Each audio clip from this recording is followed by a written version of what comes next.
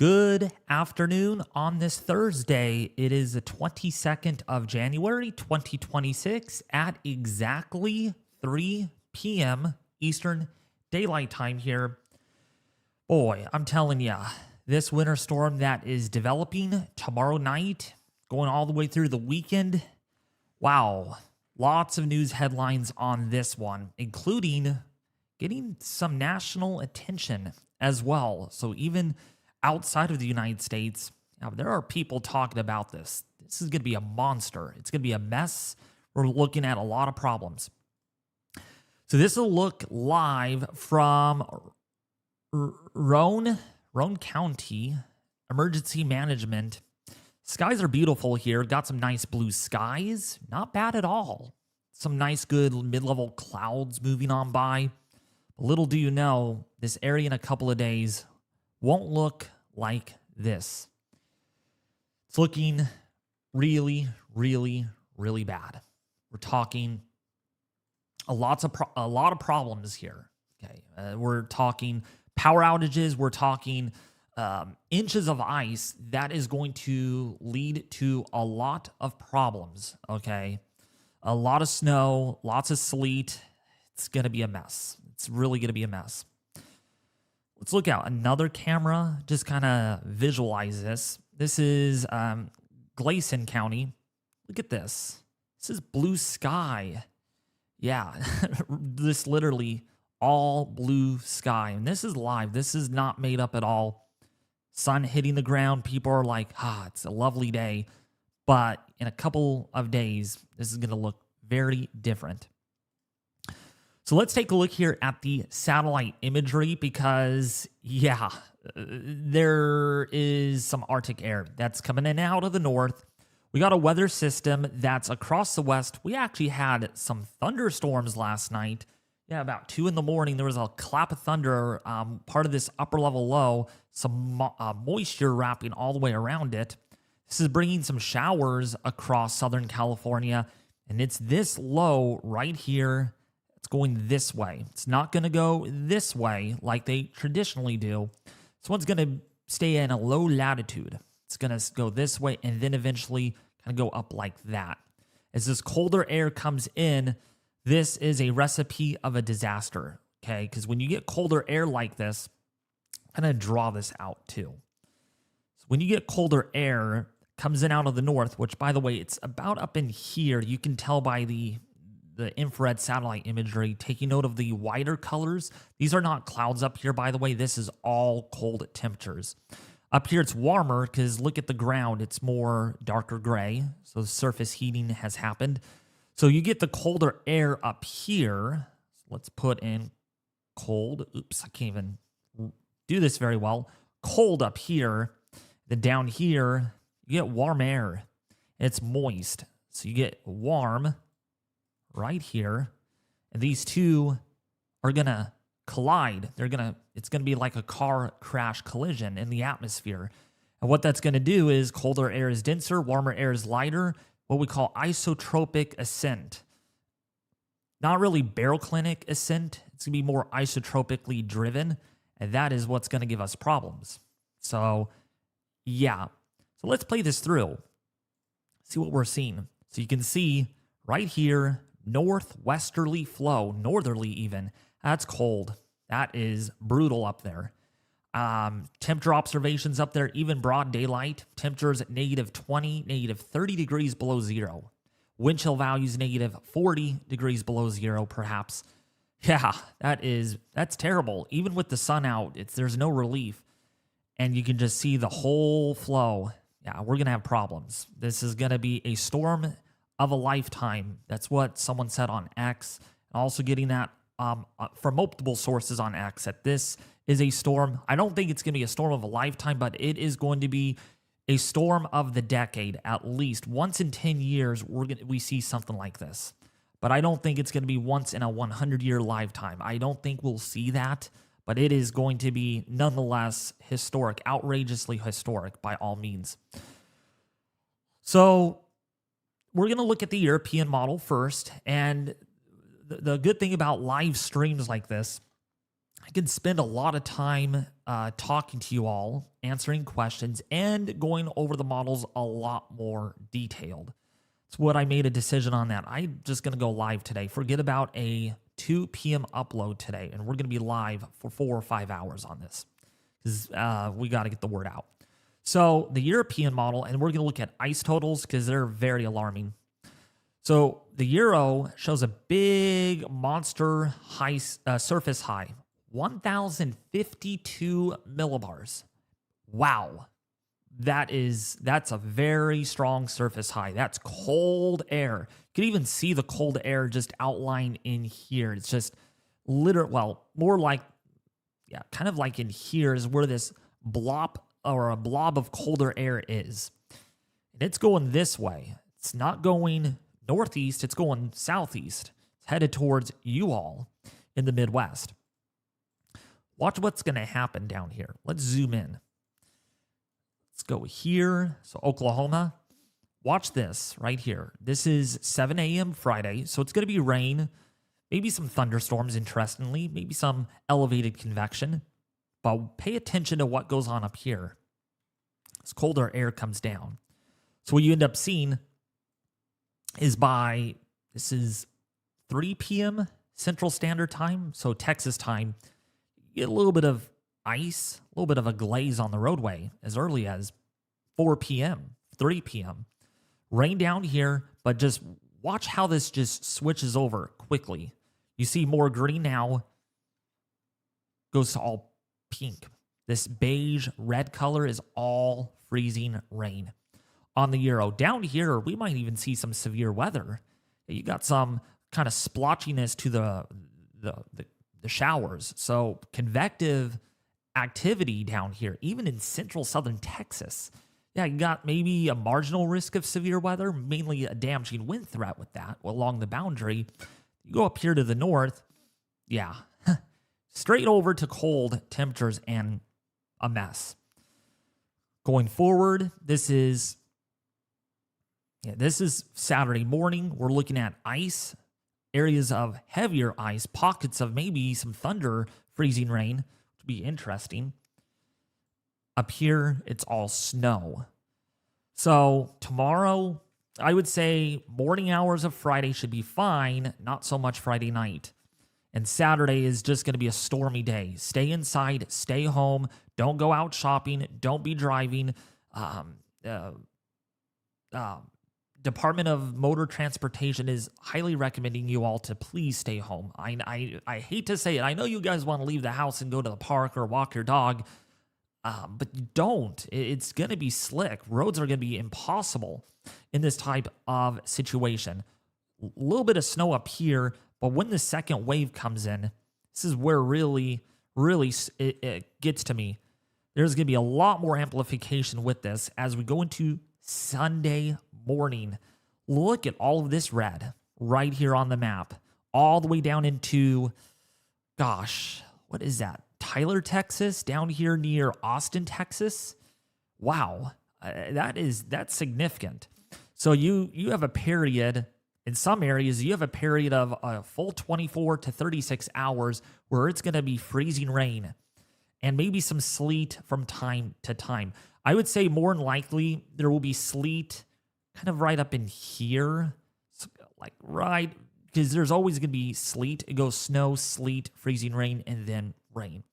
So the Euro probably overdoing a little bit of this on the northern side, more like kind of down in here is I think where we're going to see the best chances of accumulating ice, right where temperatures are barely below freezing, more like 28 or 29. And then this is what day? This is Sunday morning. So it's raining in most of Alabama, southern portion of the state, into Georgia, as well as Louisiana. But this is pretty interesting. Parts of Tennessee may not see a whole lot of ice, while areas like the Carolinas, Georgia, you got a lot of more of a rifty type valley right here in the Carolinas, and also over here. Let me highlight this a lot better. So right in here, these two areas is where I'm really primarily concerned about crippling ice. Ice amounts up to an inch, maybe 1.25 inches. So that's going to be the sort of thing that does not only bring down just little things. We're talking infrastructure failure, power grid failure for a wide population. It's just not a few houses will lose power. We're talking multiple areas, widespread power outages in this type of situation. To the north, Ohio, Ohio, Indiana, Pennsylvania, it's going to just be all snow for the most part, which is good because that's not going to lead to a lot of problems. Well, a lot of road travel disruptions, maybe some flight cancellations, but down here where you get the sleet, sometimes snow, a lot of ice, that's where there's going to be flight cancellations. There's going to be road closures. There's going to be a lot of problems. Even businesses might be just shutting their doors, encouraging people to just stay home. That's where we're at this point. And then right here, this really gets my attention. So as this low matures, so it's going to be more kind of like a isotropic type of thing here on Saturday. Then it turns into more of a Baroclinic type of system. What I mean by Baroclinic is we get colder air starting to wrap all the way around on the backside. Okay, isotropic is where you have a stationary front, where physically you get warm air moving over colder air and colder air moving underneath warmer air. So you get isotropic lifting dynamics. Here we get more Baroclinic dynamical lift. So we get actually physical warm air being pulled in and colder air being pulled around. So this is it transitions more into a hybrid-like system and do more of a Baroclinic. So what that does here is you actually get a more well-defined cold front that develops here from Pensacola, Florida, Panama City, Florida, into Georgia. And then right here, there could be very heavy amounts of freezing rain accumulation in a short amount of time. Right here where that cold front is going to be swinging through. And that would lead to some big accumulation right there in a short amount of time with that. And then for the Northeast, this is where you have significant amount of snow. Now, just a couple of days ago, we were thinking that maybe the Northeast is not going to get hit with this as much. Well, now it's going to get hit more significantly with a lot of snowfall. In some areas up here, we'll show you snowfall totals. We're looking at significant snowfall accumulations, even without the lake effect snow that will only enhance things in localized areas. But the winds are going to be strong with this. Temperatures are going to be extremely cold. So we're talking single digits up here. Just snow being whipped around. It's going to be dangerous. So let me walk through the timing for you all, since we kind of did a detailed overlook at this. So timeline is do any last minute shopping tomorrow morning for Texas, for Oklahoma, okay? For the Arcania, whatever it is. It's a tongue twister. You know what I mean. The Arklatex area, do your shopping in the morning.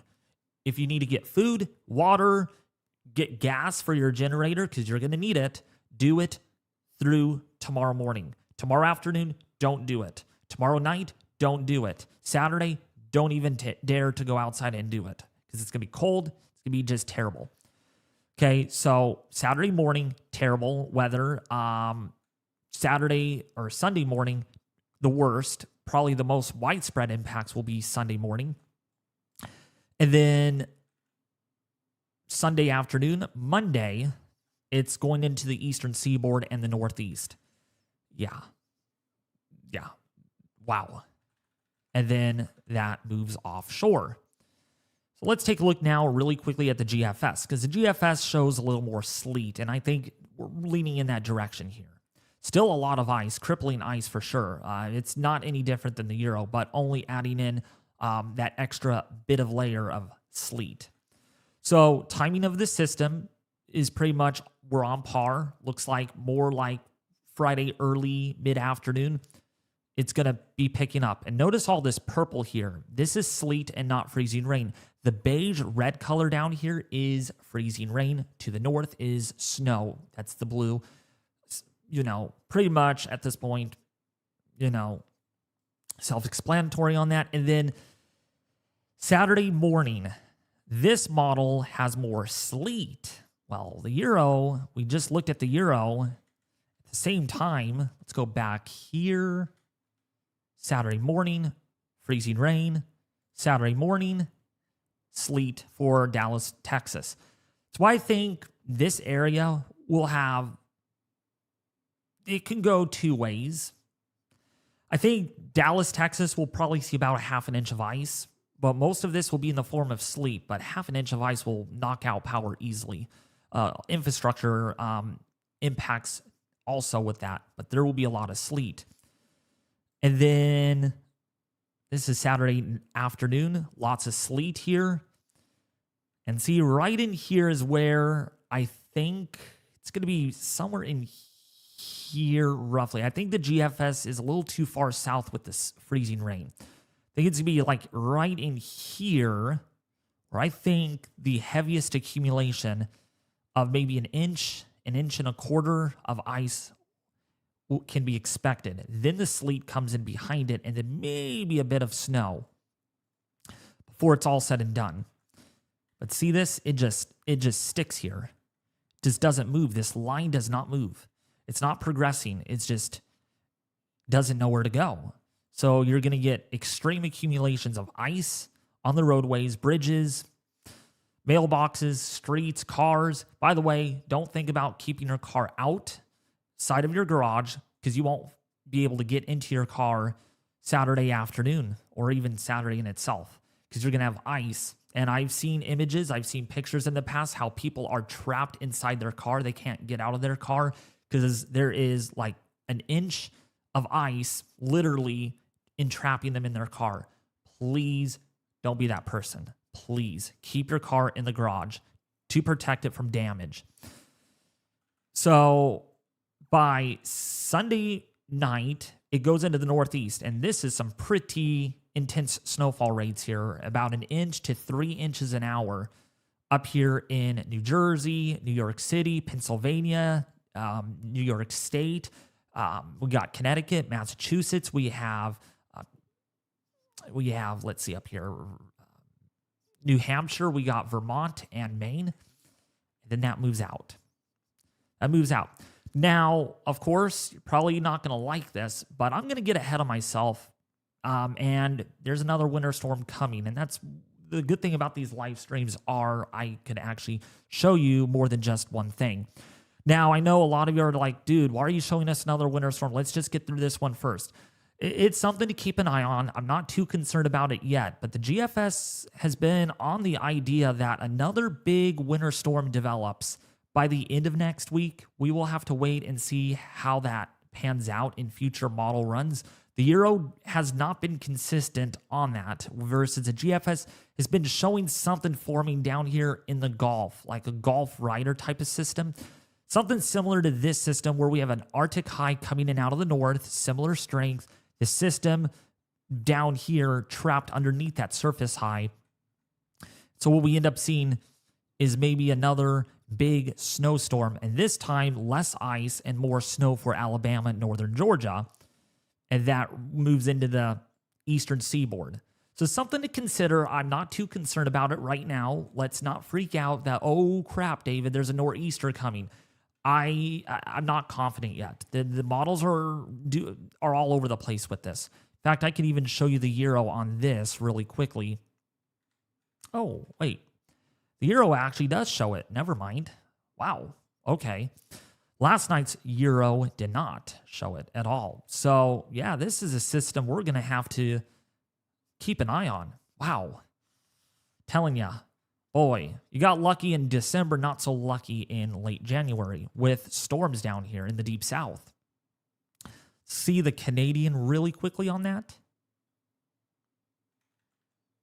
Yeah, it's even showing something developing here. Wow, we really got, yeah, we're going to need to watch that. So there is agreement that a low does form down here by late next week. Yeah, so something to kind of keep in the back of your mind that, oh, we have another storm after this coming through. And it doesn't help with more colder air that's going to come down out of the north behind this. And wait until you see the wind chill values. So now, how much sleet are you going to see with this? Now, a lot of you all have been waiting for this. Are we going to see any sleet or are we not going to see any? I'm leaning more towards a GFS in this sense. The Euro has very little sleet, less than 1/10 of an inch in many areas, and it's more showing more ice instead. But either way, sleet and freezing rain are a form of ice and a form of catastrophic impacts. This is not any better, but it's not ice that will stick to surfaces. It'll just kind of, once a pellet of ice, so let's just think about this. This is free falling, hitting the surface. It's going to bounce. You know, it's not going to like hit, freeze, stick. It's not going to be that kind of thing. This is actually, you know what? Let me do something. Little weather lesson. Go to the GFS. So I want to do a little weather lesson and show you all what sleet actually is and why is it different than freezing rain. So we're going to do this over here because there's a better contrast.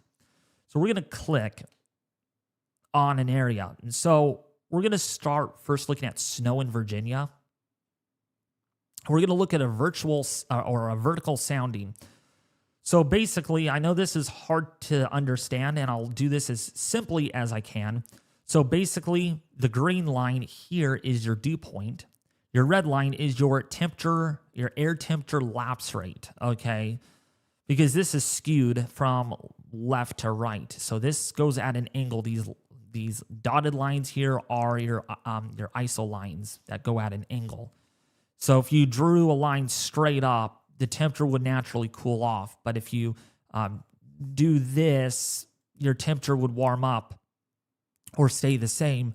When you have a temperature that does this and then kind of goes up like that, you got steep lapse rates here, not as steep up here. So what this is showing us is the whole profile is below 32 degrees. So when we look at this sounding, this dotted line here that goes at an angle, it's a blue line.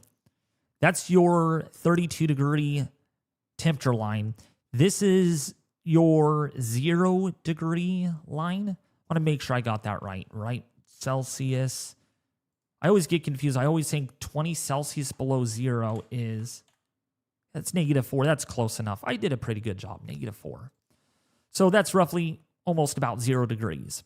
So when we look at this, we can think that, okay, the whole profile in here is below freezing. So what falls as snow out of these these clouds will stay as snow. It doesn't melt. It doesn't transition or sublimate in throughout the atmosphere. So when it hits the surface, it's going to be snow. It's not going to be freezing rain, sleet, or a mess. It's going to just be snow. And with temperatures this cold, actually, this might even be a dry snow, something that really is dry and powdery. Because of how cold it is. Actually, the further north you go, it gets more powdery because this is kind of right on that line. So let's now click on North Carolina. This is sleet. So if we look at the same sounding, what do you see different? Well, this part of the atmosphere here is above freezing. So we can say, actually, we'll say above. I won't have time to write, but you get the idea. It's above freezing here. It's below freezing right down in here. So what ends up happening is you get your clouds, whatever not, right, that drop the precipitation. Some of the droplets do melt. They become wet snowflakes, or some of them will melt entirely. But once that once that droplet hits very cold air and it's deep enough, it has time to freeze in the air before hitting a surface. So you get ice pellets, you get grapple in this type of environment. It's not freezing rain because there's a deep enough layer of colder air to allow that droplet to have time to freeze before hitting a surface. So that's why it doesn't tend to stick to stuff at all, and it tends to bounce. When it hits, it bounces and rolls off your roof or rolls off your car, doesn't cause problems. Only road problems primarily with that, because you get ice on the road, any type of ice, you'll get issues. So now let's take a look here at Georgia. So this is definitely above freezing up here in the deep layer. So you can see we're above freezing now in a much bigger chunk of the atmosphere. So you can kind of get an idea. You start off with snow up here. It melts down to liquid water because it's above freezing and well above freezing, almost 50 degrees up here. But then you got temperatures at the surface that are in the mid 20s, even low 20s. So your colder air is more shallower, and that water droplet does not have time to freeze before hitting an object. So instead, once it hits your car, it hits a railing, that droplet does, it hits your balcony, your roadway, power lines, trees, infrastructure, it freezes instantaneously. Like you could probably watch it freeze as it hits the surface. It takes mere seconds for that to happen. And that is what causes problems, because liquid water hitting a surface then freezes, it sticks. It doesn't roll off. It doesn't roll off your car or your roof, and it's a glaze. It just sticks on there. So that's what this is. And then everyone knows what rain is, right? We'll just look at a rainfall sounding over Alabama. And this is what rain is. Temperatures throughout the deep layer are above freezing, and well above freezing, actually, from about 3 kilometers all the way down to the surface. So you can see what rain is versus snow and different kinds of precipitation. So that's what this is telling us. So now, with that, let's go back to here. So I hope you all learned a lot with that. I try to kind of get through it as simply as I can, but now you know, okay, now I know why there's sleet here. It's 15 degrees, and I can see why there's sleet. Typically, you don't get freezing rain accumulation when temperatures are about under 20 degrees. If it's 15 degrees, you're going to likely get sleet. Unless the cold layer is very shallow, typically under about 1,000 feet. Then you might end up seeing some sleet and freezing rain in the mix. So, especially the bigger droplets, they take a little longer to freeze in the air than the smaller ones. So GFS, lots of sleet on this model run. This is pretty serious. I don't think there will be 7 inches. I think that's a well overdone on the GFS. I think at least an inch or so of sleet is anticipated over here. Over here in the Carolinas, you're looking at about an inch, about a half an inch to an inch of sleet here in North Carolina, or the northern portion there of South Carolina, North Carolina, Virginia. This whole area is just going to be a mess, just a terrible mess. Nonetheless, if that's sleet, snow, or freezing rain, there is going to be a lot of problems. Okay. So now let's take a look here at snowfall totals. And then we're going to look at our ice. How much ice will accumulate? Because that's the big headline, is the snow and the ice. Don't hear a lot of people talk about sleet very much. And that's because it bounces off objects, and it causes road issues and air traffic issues, but really not power issues when it comes to sleet. But the freezing rain is a whole different story. So let's take a look here at how much snowfall you will see. And we're using the Kachira. So this is like what ratio is this? I think this is a different kind of ratio. I don't know what they use here, but anyways, northern Texas, Oklahoma, you're looking at about 12 inches of snow in this case. 12 inches, Missouri, St. Louis, Missouri, Springfield, Missouri, you're looking at about 12 to 18 inches of snow. Southeastern Kansas, probably more like 15, 17 inches of snow with this winter storm. And then over here in upstate Kentucky, southern Indiana, most of Columbus, Ohio, you're looking at about 18 inches of snow, maybe some lake effect snow here. That might bring some areas here up to almost 2 feet of snow over far southwestern Michigan. And this is where, though, on the Euro, it's been consistently spitting out really high snowfall totals here for the Northeast because of that isotropic to baroclinic transition, that hybrid transition with the winter storm. So you end up seeing more snow up here. So the areas like, say, Pennsylvania, you're looking at about 18 to 24 inches of snow in parts of Pennsylvania. And then really up here, these beige colors, that's 25 inches. We've got 30 inches. Some of this is lake effect snow driven, so keep that in mind. If you are prone to lake effect snow on top of a winter storm like this, you could see 31 inches in some areas here. 30 inches. We got 26 inches near Buffalo, New York, Watertown, New York, getting some big time accumulations. And even here in Albany, New York, you might see 2 feet of snowfall with this type of setup. And in parts of Mount Washington, in Vermont, you might see 23 inches. Now, downtown New York here. This is the very, what we call is meteorological haters' dream. It's the worst thing you can have with a winter storm is have a big cutoff like this of no snow down here in the middle of the Atlantic versus a lot of snow here. This has been moving around a little bit, and I'll show you different model runs. So if we go to the previous run, New York City was only getting 10 inches on last night's 0Z Euro run. Now, 14 inches. So you can see 4-inch split here between the two model runs. And if we actually go back and look at the 06Z run, showed only 9 or 10 inches. We're not going to know exactly until our high-res models get into view in this area to see exactly how much snowfall will accumulate once we get closer to the event. But prepare for at least more than 6 inches of snow over New York City, northern New Jersey. You're looking at about maybe 12 inches of snow.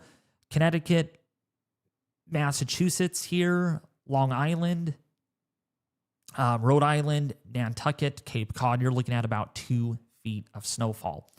Not 2 feet, a foot, at least a foot of snowfall. Sorry, I got ahead of myself. But a foot of snow, into context, you don't see that very often. That is a lot of snow, and a lot of you are like, oh, we've seen a lot worse than this. We've seen a lot worse than this. Whatever, it's not going to be a nothing burger. I've seen people on X, on social media saying, oh, this is not going to be that big of a storm. It's just a lot of snowfall.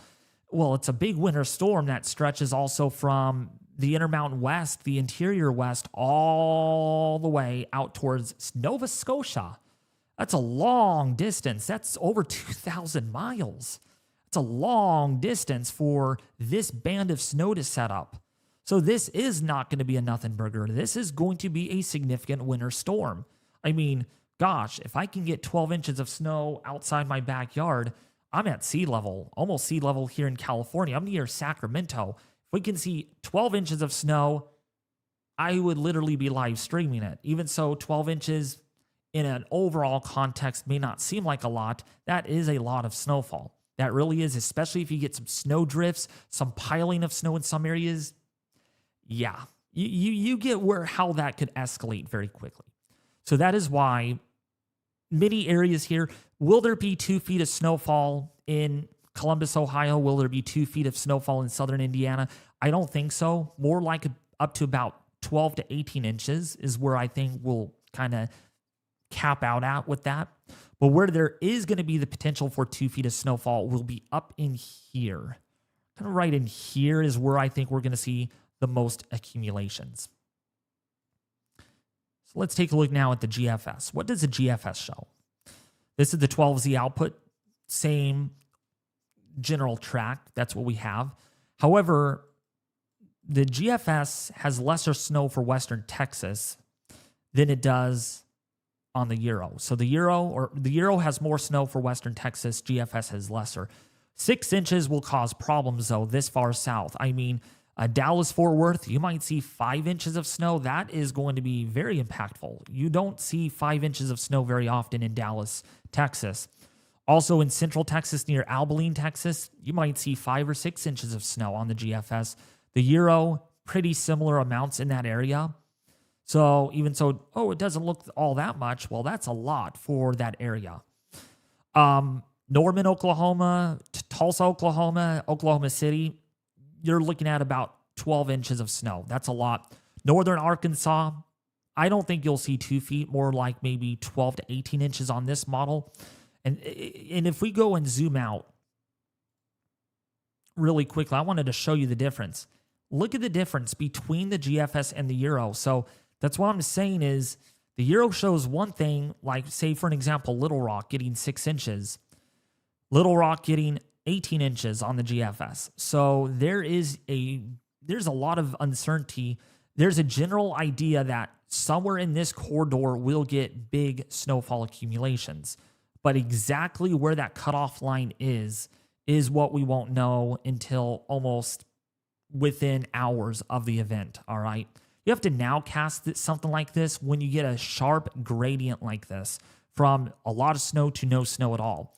But just remember, just because, I'm not getting snow, it won't be that bad, you're going to get the sleet and ice that comes with this winter storm. So don't think that, I'm out of danger, I'm not going to worry about this storm because I'm not getting snow.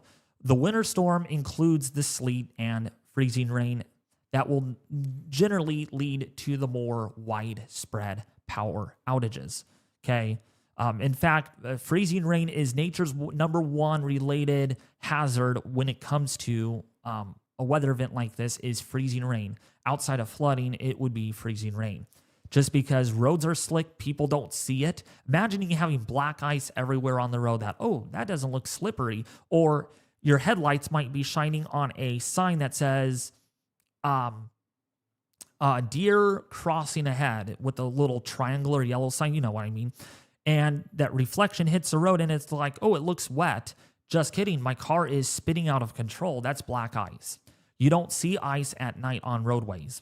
So that's really what's going to cause more of the problem. Snow is not as bad as you might think because depending on the texture of the snow, if it's more powdery and dusty, it's not going to cause any problems versus if it's more of a slushy, wet snow, it's going to cause a lot more problems and actually could knock out power too with this, especially the ratios being lower further south you go. So in general, Kentucky getting 2 feet of snow, I don't think that's going to happen. It's going to be more like 12 to 18 inches. Some areas here might see 20 inches, very high-end threshold textile totals up to maybe 20 inches, but 24 inches, it's very, very high. That's very bullish on the GFS, and it's been showing that for multiple model runs already. If we look at prior runs, pretty much similar here, almost 30 inches there in parts of West Virginia on the 06Z run. And it's been really locked in this area for very significant snow, but not so much for New York. So it's kind of a yin-yang on the GFS here. Lesser snow. Oh, wait. Does this go? Oh, yeah, this goes all the way out. All right. So on the GFS, not as much snow up here, about a foot or less. But if we look at the Euro, more snow. So areas, there may not be a whole lot of snow down here, but more snow for the Northeast versus the GFS has more snow down here, lesser snow for the Northeast. So there's that level of uncertainty, exact amounts. We can't pin those down right now to the exact. We can give you a general range, but 2 feet of snow, probably not going to happen with this one, but it wouldn't matter. A foot of snow, a foot and a half will cause a lot of road travel problems. So maybe periodic flight ground stops at airports, some road closures potentially in untreated roadways. So roads that don't get snow plowed could close down. And if they're private roads, you would have to figure out a way to drive your car through it without slipping all over the place, especially if the snow is wetter. So let's take a look now at the ice forecast from the National Weather Service. And I'm just showing you the probabilistic precipitation portal here is what I'm using. And then we'll look at model-based ice accumulations here. But this is from what the National Weather Service is saying. So there's different tabs here: expected amount, high-end amount, and low-end amount. So this is the most likely scenario that's going to shape up here based on latest forecasts. So Abilene, Texas, we just talked about, you may get a couple of inches of snow out of this. But look at this, maybe a half an inch of ice. We click on Abilene, Texas, at least a quarter of an inch. You're up to 40% here. There's a little bit of a drop-down menu here. At least a tenth of an inch of ice, about 50%, and then At least a glaze on the roadway. We're looking at an 80% chance in Abilene, Texas. So, and I want to make sure this is the 19 Zulu run. So this is the latest model cycle. So many areas here, Sterling City, the high end amount is 0.6 of an inch. That would be very, very bad for that area. Down here in Big Lake, Texas, 0.5 an inch, at least on the high end. The most likely is about 0.5 an inch. So really not much of a separation here.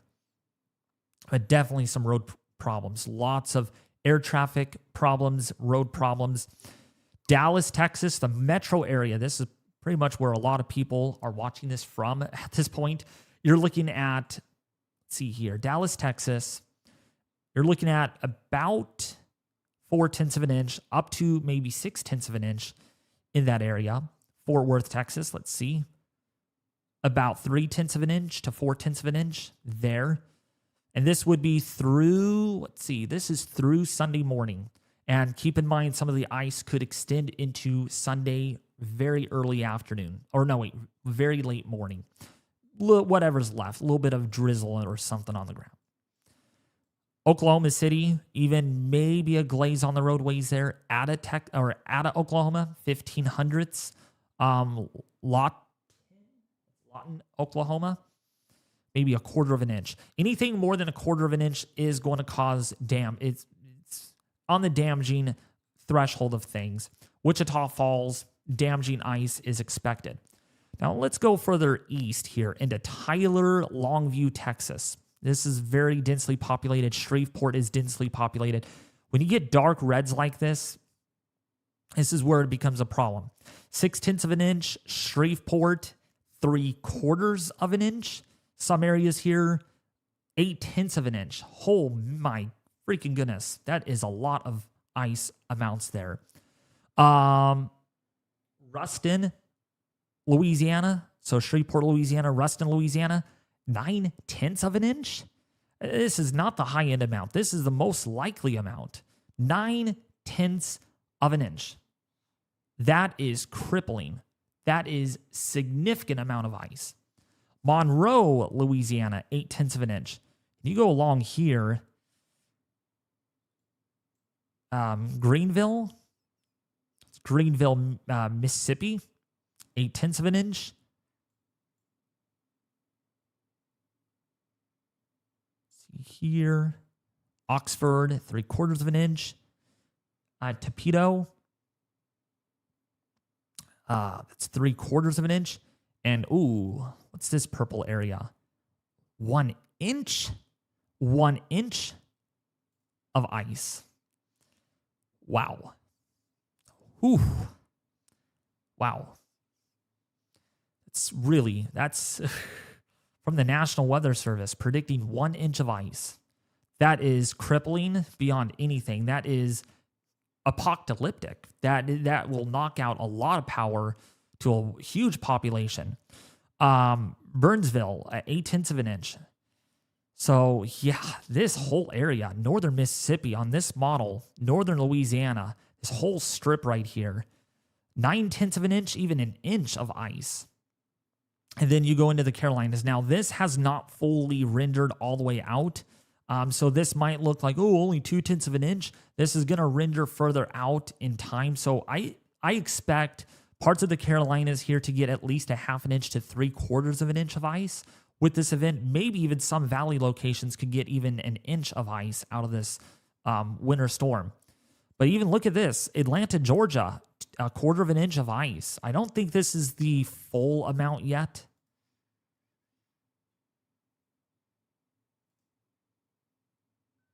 Let me make sure. I want to make sure this is, see, yeah, the 20Z came in. See if things have changed. No. All right, so it's still the same thing.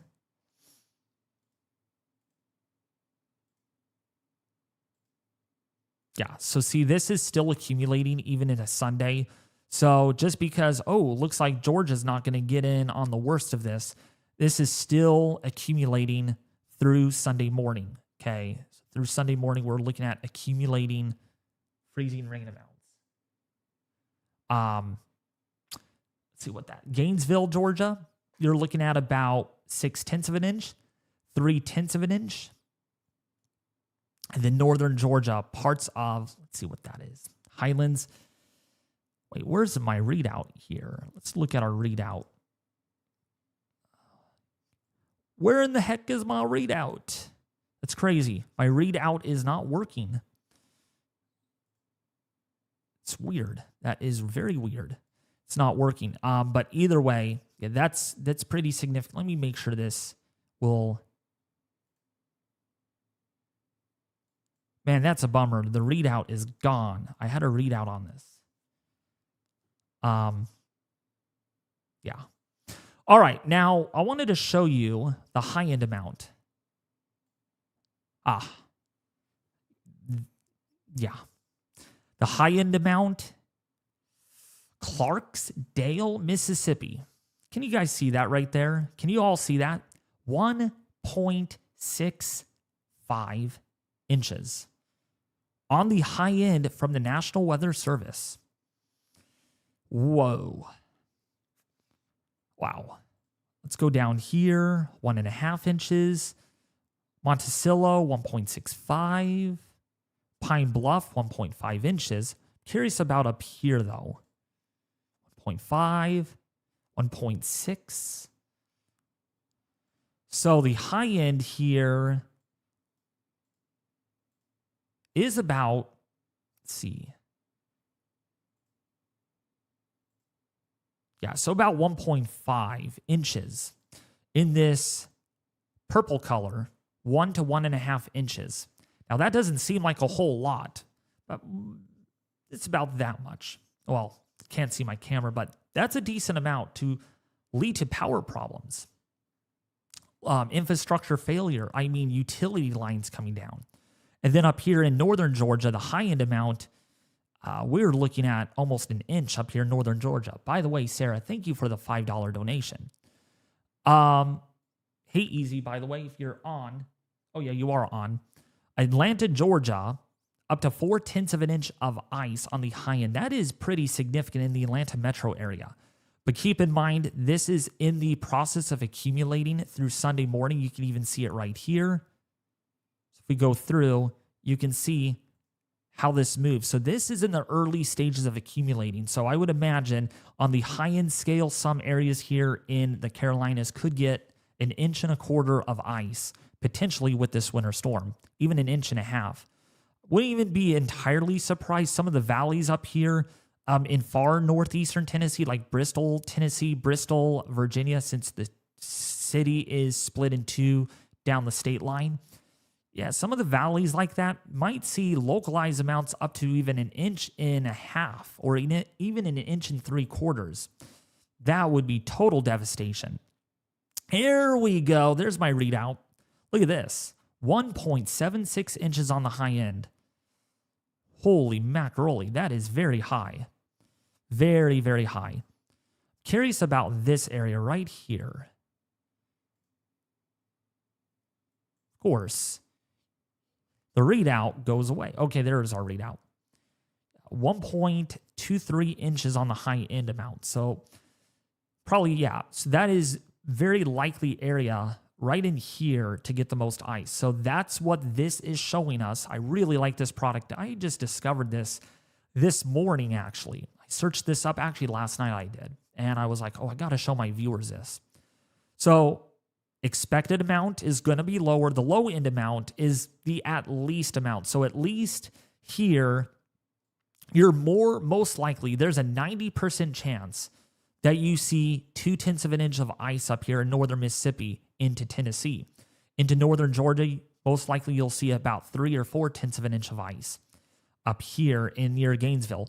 So what, as a forecaster, what this is telling me is that areas that are in yellow, plain old yellow, that see 0.05 of an inch or more, you're going to see problems on roadways. This is saying that there is a very, very, very, very, very likely chance, a greater than 90%, 9 times out of 10, you're going to see at least 2/10 of an inch. So this is the lowest end amount you're going to see.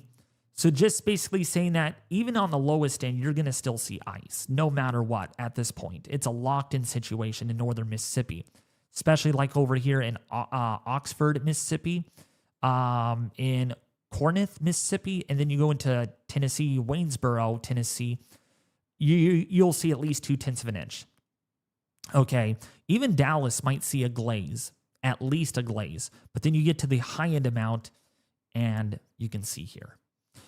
So long story short, it's going to be a problem. Very, very significant problem. Power outages, and wait until I show you what Easy sent me last night. So now, really quickly, spending a lot of time on the icy type of things here, but the amount of ice on a model perspective, just if we look at raw model data, and actually the QPF amount does pretty good. So that would be the high-end scale. So this would be the worst-case scenario possible. Dallas, Texas gets about 6/10 of an inch, so that seems pretty well locked in at that time. It doesn't seem any higher. Tyler, Texas, an inch. Shreveport, about an inch. Texarkana, big tongue twister word. I don't think you all can say it correctly. Like, I don't think I even said it correctly. So Texarkana, something like that. I just use the syllables to say it. An inch and a tenth there. Paris, an inch and a tenth. Let's go to here. Lawton, about a half an inch. McAllister, about a half an inch. Let's go to here in Arkansas. This is kind of ice golly fiasco over here. Pine Bluff, an inch and a half. Hot Springs, 1.3 inches. Now, there are a couple of spots here that I'm pretty concerned about. Down here, just to the northeast of Texarkana, south of Hot Springs, maybe 1.8 inches of ice. That is a distinct possibility given our tool that we just used over here. So that is very, very concerning. That's almost 2 inches of ice accumulation there. That would be catastrophic on a historic level. I don't even remember an ice storm being this significant at all down here. This would be a complete obliteration to the power grid. This would be terrible.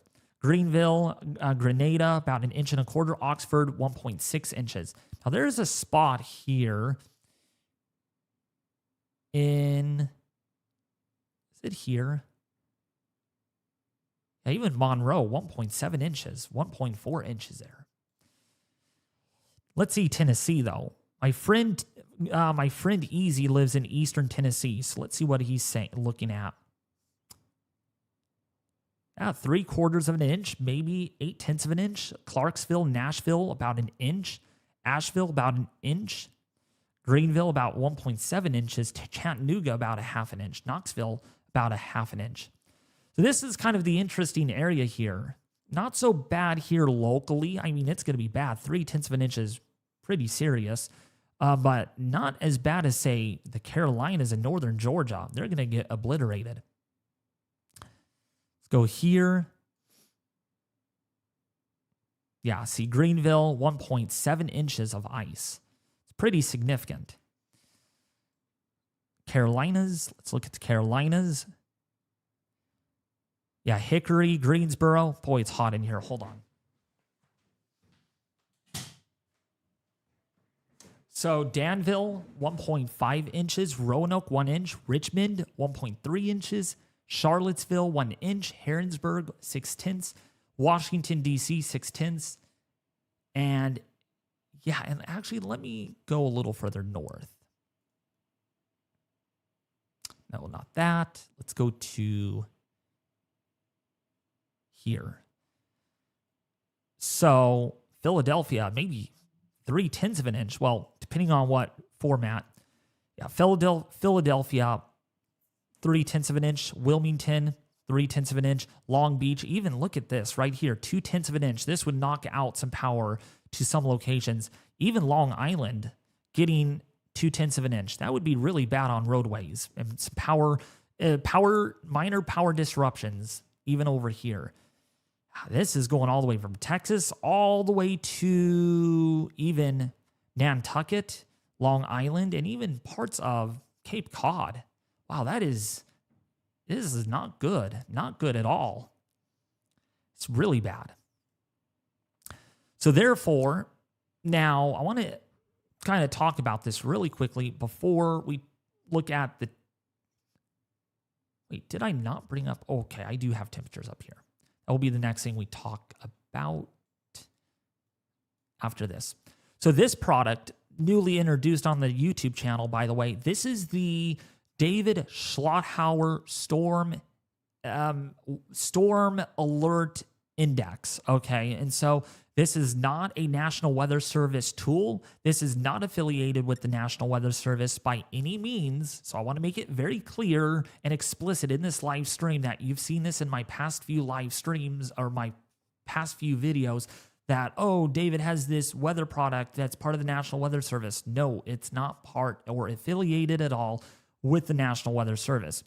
And what this is basically who's going to get what here based on the level, all right?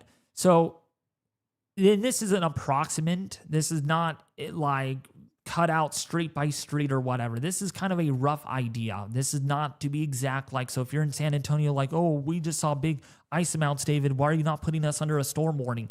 This was made very early this morning, so I will need to update this a little bit. I'll rework at this a little bit more based on latest model, but it's also based on confidence.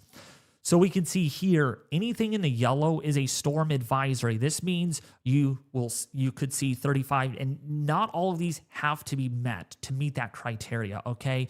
It could simply just be ice that gets you a storm advisory, or simply just snow that gets you a storm advisory, or simply a half an inch of rain, which rain is not as important. This is more freezing, so like you will always have a half an inch. So you're not going to be in a storm advisory. I won't declare one. There's more than just that I have to consider. So in this, down here, it's going to be mainly ice driven. So ice amounts in San Antonio, high enough, confidence is high enough, sleet is high enough to warrant a storm advisory, but I'll expand this more than likely in later updates. Dallas, you're under an extreme storm warning. This means you will see at least 1 inch of sleet, or 1 inch of freezing rain. So either 1 inch of freezing rain or 1 inch of sleet. And it's more sleet driven, so you have to consider that. Not really snow driven, so don't think, I'm going to get 2 feet of snow. No. It's not going to be wind driven either. There's not going to be 65 mile an hour wind gusts with this storm. There's not going to be severe weather likely. This is mainly a ice threat down here on the southern end of this. Now, on the northern half, it's more snow-driven, if that makes sense. So, Washington, D.C., I've put you under an extreme storm warning due to the following criteria that are going to be met. Enough snow, confidence is high enough. It's also population-driven. So, if it's very densely populated, I'll override that and issue a higher level if needed. Also up here in New York, you're under an extreme storm warning with a widespread storm warning in red. So if you're in the red, you're looking at significant impacts and possibly catastrophic impacts, especially down here in the deep south. The upper Midwest, more like snow-driven, so blizzard conditions, certainly dangerously cold wind chills and heavy snowfall would likely lead to those problems. So that's what this map shows. Do you guys like this? This is newly done, okay? This is a new product that I'm releasing. It was only mainly for California. Then I expanded it into the eastern half of the nation just because a lot of you are watching this from the Midwest. So I thought that, wow, got to make some products here for you all. So if you are under an extreme storm warning, you need to make sure you have enough food, water, a non-perishable food, okay? I talked to my friend Easy. He says, oh, I got refrigerated stuff. My refrigerator is full of food. That food is going to go bad once your power goes out unless you have a powerful enough generator to power your refrigerator, all right? So, yeah. So that's what that is. So this is historic. This is going to be one of the worst winter storms Max velocity. I don't want to get his words wrong. Actually, let's go to max velocity. He's well known out there. Big shout out does go to max velocity, actually.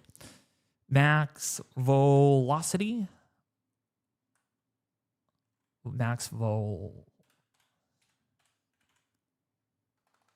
Come on.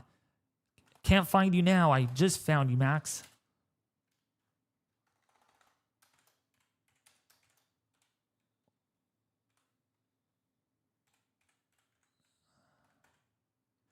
Yeah, it's buried down in my news. Oh, there we go. The there we go. I found it. Max Vo. Seriously, like, why does X do this all the time? Where'd you go? Literally, oh, there we go. There he is. So he stayed, and I agree with him on this. Where is it? Right here. This got my attention this morning. This post right here, and this is a meteorologist. This is a great guy that I know very, very well. Winter storm of a lifetime. Yeah. A winter storm of a lifetime from someone that is typically very, very conservative when it comes to predicting, forecasting this winter storm, is about to slam the United States. Actually, I'm going to give big credit to him on this. Let's see. Let me repost that. And I'm going to bookmark that. Winter storm of a lifetime. While 1 inch of ice will lead to catastrophic impact. So he's even saying 1 inch of ice. Yeah, that is a big deal. That's a big deal. So, yeah. So we could almost say this is, I wouldn't say once in a lifetime, but this is definitely once in maybe 10 or 15 years. It's bad. Nonetheless, this is the worst winter storm I could ever remember, at least in the 2020s era. So from 2020 to 2029, in that era. So let's talk about temperatures. Oh, yeah. I'm very concerned, of course, about how much ice is going to accumulate. Excuse me. What I'm really concerned about is this ice not going to thaw. It's not going to melt at all. Excuse me. So, yeah, once it comes down and it sticks, good luck with it. You're going to have to get something to melt the ice off your driveway, because it's going to stick for many days. Because look at the temperatures. So let me actually do this really quickly. So these are temperatures in the wake of this winter storm. So this is going to be this is also the big news headline. In fact, let's actually bridge off really quick. Yeah. Oh, yeah. See this? All of this blue. This blue is going to probably get all the way down. Actually, there are extreme cold watches out for southern Texas, even into Louisiana. So this is also a historic news headline as well. And it's going to be more than just cold that causes problems. So this is Saturday morning. Just remember, this area has a lot of sleet and freezing rain. Your temperatures are going to plummet, and they're not going to get above freezing for several days. Look at this. Sunday morning or Sunday afternoon, only in the teens during the day. Your ice is not going to melt at all, virtually at all. And then look at night. Temperatures in Arkansas, look at this. Central Texas, -1. Parts of Oklahoma, -6, -10 degrees below zero. That is, when I saw this from someone on X, I thought they were just joking around. But when I actually went in there and looked at this, I was like, I can whistle, man. This is the sort of thing that if your power goes out for many days and you get these Arctic temperatures, This is the sort of thing that kills people. I'm sorry, I don't like using that word. This is the sort of thing that is going to kill people. We're going to see fatalities with this because a lot of people are going to use their heater to the max, probably overwhelm the power grid before even weather does the issue. And then once you get these Arctic temperatures, your house is going to get exceptionally cold, probably down into the 30s or 20s. So you're not going to get any relief once you lose your power, unless you have a very high-end generator that could power your whole home. Forget about it. Once you lose power, hypothermia, frostbite is going to be a big issue if you do not take serious precautions with this type of pattern. Because yes, remember, we talked about ice accumulations that are going to be extremely significant, over an inch to an inch and a quarter in many areas. That's going to knock out power for multiple days, probably a week or longer, maybe multiple weeks in some locations. And then you get these Arctic temperatures that come in, and that is the sort of thing that's going to cause problems. Look at this. This is Monday night. Monday night, temperatures down here, -5, -4 degrees. Look at Tennessee. Look at Kentucky. This is really, really bad. But I did not want to forget about up here too, really quickly. Temperatures up here, -20, -30 degrees below zero over the next 24 to 36 hours. But it's really down here where I'm most concerned because, for one thing, you never see temperatures this low once in maybe 10 or 15 years. Secondly, it's going to come in the wake of a serious ice storm that's going to knock out power to millions of people potentially here. And thirdly, you're going to be without power for days, if not weeks, with this type of situation. So that's why I'm concerned about this being potentially deadly, this winter storm, because of the cold air that follows. And then hopefully we get enough thawing out here, but you can even see where the ice accumulates right down here. Look at the temperature contrast. You're down here in the 50s in southern Texas, but up here you're in the 30s. So maybe some ice melting will take place in time before more Arctic air comes in. We'll see about that, because once that settles in, on this particular model of the GFS, this is very far out, by the way. This is by the end of next week. Yeah. Let's zoom in. This is very far out. This is 10 days out, so this is extremely uncertain. I want to make it very clear in this live stream, but I'll tell you right now, -20 below zero, that's not your wind chill in Tennessee. We got -15, -18 degrees in parts of northern Alabama. That is very significant, especially if ice doesn't melt, power doesn't get restored in time. This is the sort of thing that will lead to even renewed health concern problems with the Arctic temperatures, with those colder air temperatures getting in your house as well. Just not enough warmth to keep you all warm. This is, unless you have a fire in the fireplace and you can get snuggled really close to it, then life is over in some areas here. Look at Kentucky and Tennessee by the following week here, February the 2nd.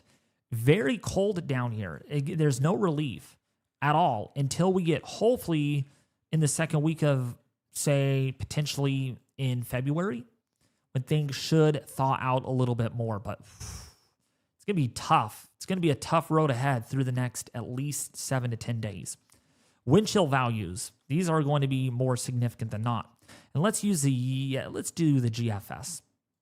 So wind chill values over the next few days, going to plummet down here into the -15, -20 degrees below zero in some areas, -30, -40 up here in the Dakotas, as well as Minnesota and Wisconsin. These are unsurvivable wind chills. That's why there's extreme cold warnings out for that area. And then look at this right here. And then really right here, look at these wind chills values down here, -20 in some areas. Yeah, that's bad. And then things moderate, more colder air coming in out of the north. Those wind chills are going to plummet again. And this would be another big news headline right here if this pans out like what the GFS is showing. negative 25, negative 30-degree wind chill values potentially by next weekend. Not this weekend, but the first-ish weekend of February. That would be half of the weekend would be February, half of the weekend wouldn't. Like the 31st of January, 1st of February, that time frame is where we will need to watch future model runs. The GFS has been pretty consistent on this, though, over multiple model runs. That's why it's getting to my attention a little bit.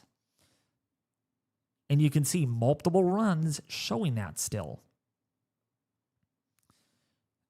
This is like 5 or 6 model runs showing the same thing. So that is where I'm getting a little concerned. There's more runs that show extreme cold down here than not. And now recently, it's probably the worst model run I've actually seen in a while. So that is what I'm concerned about for the last weekend, technically, of January into the first weekend, half of it being in February. So I wanted to show you something now about this. So Easy, our YouTube assistant director of operations here on the YouTube channel, you'll get to hear his voice a lot. Actually, I don't know if he's still here or not. If he is, I'll ask him if he wants to join. But he'll be on tomorrow night. And me, along with him, we're going to be streaming this for like 40, 50 hours. And I'll explain more about that in a second. But look at people here. Like, there's no food left on the shelf. No milk, no bread, no meat, no dairy. Like, seriously? And here's another image right here. Oh, that's the same image. Here's another image. Empty shelves. And this is, I don't know exactly where this is at, but this is within that path of ice, sleet, and snow. I mean, like, there is nothing left on the shelf at all. Nothing left. Yep, I'm here. Sweet. You want to join Easy? Since we have like 2,000 people watching, and explain to the viewers what our plans for the channel are over the next few days. But also, look at this. Nothing left. Like, look at, this is completely empty. Completely empty. Big credits go to Chris Barnett for this as well.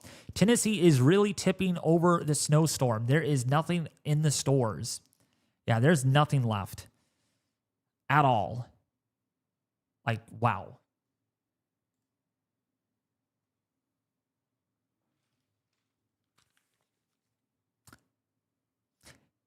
Hello, Easy. How's it going? I'm doing good. We have 2,000 people watching this. So what are our plans for this winter storm tomorrow for the channel?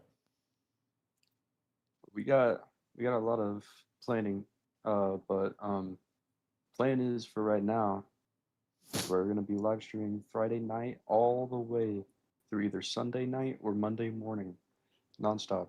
50 plus hours. Yeah, we are gonna go literally probably the longest live stream marathon on this YouTube channel, longer than Melissa. We're literally 50 hours at least. Or, well, if we start Friday night, so that would be Sunday night, that would be 48 hours. So that would be, possibly as much as 50 plus hours on the YouTube channel here. We will be live streaming this winter storm with live cameras, live radar, live storm reports, and live news information from Easy that will be providing that with us, and along with my staff team as well that runs the operations here in the studio. Right, Easy? So we have a long way.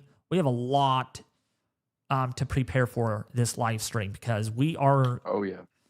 So how it's and so how it's going to happen for those that are watching is that we are going to do 11 hours and 45 minutes of streaming, part one. Then there will be multiple parts. We're looking at probably 6 parts to this winter storm. 24-hour live stream. Yeah, it's going to be more like 50-hour live stream. Yes. So you guys are like wondering, like, why is also David going to only stream 11 hours and 45 minutes? Well, easy explain that to our viewers. Why not just continuous 50-hour uninterrupted live coverage? Well, sadly, YouTube does not save the streams if you stream past 12 hours. So we're gonna have to reset the stream like right before the 12-hour mark hits on each live stream, and we'll be instantly back. We're not taking a break or anything. We're just gonna restart the stream just to make sure everything gets saved.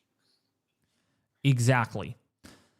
The only thing I'll have to change, though, while Easy does hold down the fort for like 5 or 10 minutes, and I just thought of this, is make a new thumbnail and just put part 2 or part 3, part 4, part 5 and stuff. But yeah, all night, all day, all afternoon, all morning, all night. Yeah. We got you covered from live cameras. We got Radar Omega ready to go, multiple cameras in Tennessee, multiple cameras in Arkansas, Mississippi. We got dot cameras that we're going to set up here. Storm chaser reports, National Weather Service reports. Yes. I mean, I feel like this is going to be, I'm not saying Melissa here, but it's going to feel like we're tracking Melissa, but on a winter storm. It's going to be that intensive here on the channel. So if you all have not subscribed to the channel and donated, and explain that too, Easy. Hold on a second though. Please share this, subscribe, and also hit the like button. Let's get this out to a lot of people, because of course we got to get people ready for this winter storm. Winter weather ready is how I say it. So again, if you are new to the channel, you haven't been here before, and you just discovered me thanks to YouTube's recommendation algorithm, please subscribe to the channel. It does help out a lot. We're closing in on 70,000 subscribers very soon here, and can't wait to hit 100,000 for the first time in my YouTube channel career, since I'm doing this full time, which is great in itself. Hit the like button, share, and interact with us. But yeah, more on the donation, Ethan. Almost said Ethan. Easy. Yeah, so we recently set up a new donation link for you guys to help support the stream and support, what we're doing here for 50 plus hours. We couldn't do it without y'all. I'm being serious. Like, if y'all weren't here, this would not happen. So genuinely, thank you just for being here. But if you feel inclined to, we always have a donation link. I just put it in chat just a few minutes ago. I'll put it in chat again here in a minute. We have a donation link. You can donate there. You don't have to donate, of course. This is totally optional. But if you feel inclined to, all donations go straight towards the stream. And yeah, just makes better streams in the future, better coverage in the future. So yeah. And also me paying my staff team, because this is going to be, 50 hours. I'm not doing this for free at all. But yeah, I love everybody here. I'm glad you all are here. I care about you. And I have not been sleeping well on this winter storm. It's just like, again, tracking a hurricane. I have not been able to sleep very well, because it's like, when Easy showed me that, that disturbed me. The stores running out of food. I'm even emotional. I really am, because it's like, just think about it this way. Those people that are literally panic buying, while the other people that haven't shopped yet can't get food now, because it's like, well, all of our shelves are empty. I'm just, that really disturbs me when stores are out of food. This is like COVID stuff right here. Literally, there's nothing left on the shelf. It's like, come on. I understand that people are panicking on this, but literally, chill. Maybe proportion yourself. Okay, get 3 bread or whatever. Get 2 bread and a little bit of milk, and that's it. Seriously, this is wow. And so when Easy showed me that, I was like, bro, you're kidding me, Easy. Are you serious? People are there's nothing left in the stores. And I thought this was from pre-pandemic or literally during the pandemic, I'm like, is this from COVID or is this literally recent? I'm like, no, that was yesterday or that was today. I'm like, wow. My buddy even sent pictures of that. So what's up, Izzy? How are you doing? And actually, I want to say hello to everybody here on my fancy tablet, doing something a little different here. How's everybody doing? We got 1,700 people watching this live stream, tracking the winter storm, giving you all the latest information on this. But yeah, look at these ice amounts. I mean, come on. From the National Weather Service, by the way, easy, some areas could get up to almost 1.8 inches of ice on the high-end amount from the National Weather Service. Ooh, man. That's a lot. That is a lot. Yeah, in fact, if we click on the ice storm warning up here, yeah, ice accretion. Thank you, Mesomat, for the $5 donation. Gonna be a long weekend. I'm getting a foot here in Kentucky. Appreciate your hard work. Sweet. So you're getting a foot. That's going to be exciting. Hopefully, Matt, you do not get any sleet or freezing rain. I don't think that's going to happen. But oh my gosh, if you do get any freezing rain, please let me know. Because that would be really bad. All right, so the National Weather Service out of Tennessee, Memphis, Tennessee, they're projecting sleet accumulations up to 3 inches and ice accumulations up to 1/2 to 1 inch. So they're even saying up to 1 inch of ice. Expect widespread power outages that last more than just a day. So they're even saying that. And extensive tree damage due to the ice. Travel will be impossible and hazardous conditions could impact the Friday evening commute. But there's another one, Jackson, Mississippi. They're also expecting ice accumulations up to 1 inch with additional sleet accumulations possible. Yeah. So even the National Weather Service is not joking around when they say, 1 inch of ice in some areas. And remember what I was saying in the last couple of videos, that this is the type of winter storm with enough isotropic ascent.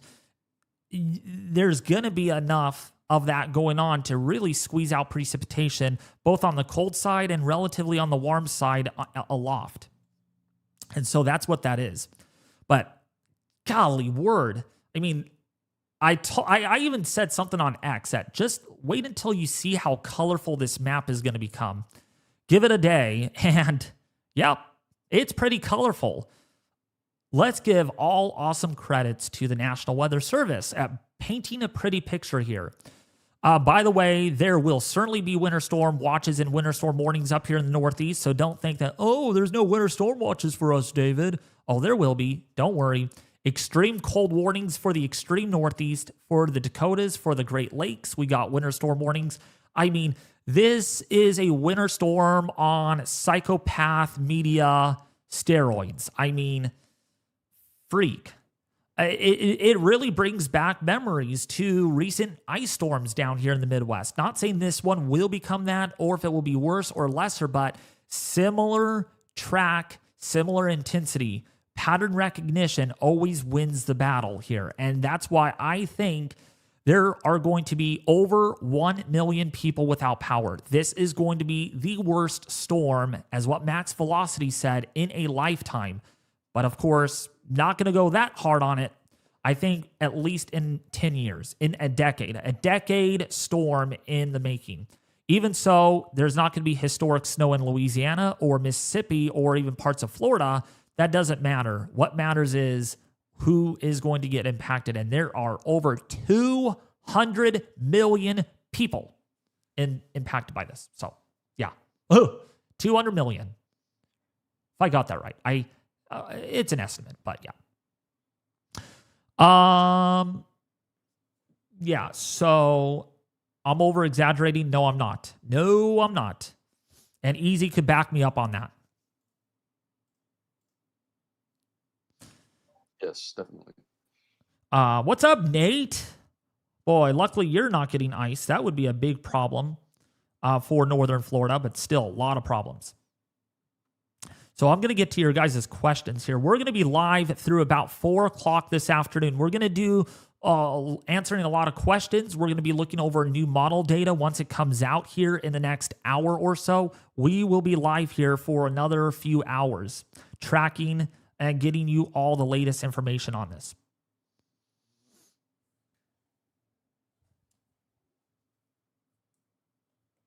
Okay, so.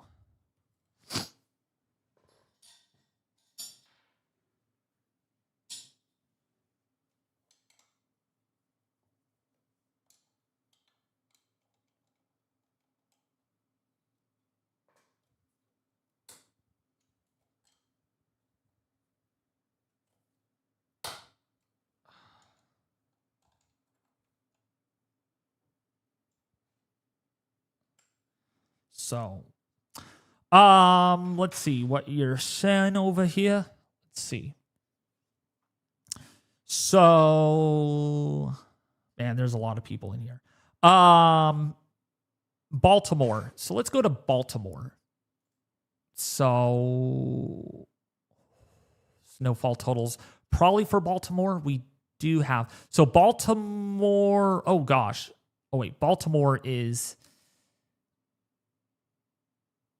over here. Oh my gosh. I am not a fanfare of the Northeast, especially with locations. As you know, I don't live in the Northeast, so bear with me here. Why is Baltimore? Oh yeah, there's Baltimore. There we go. It's kind of tucked in there.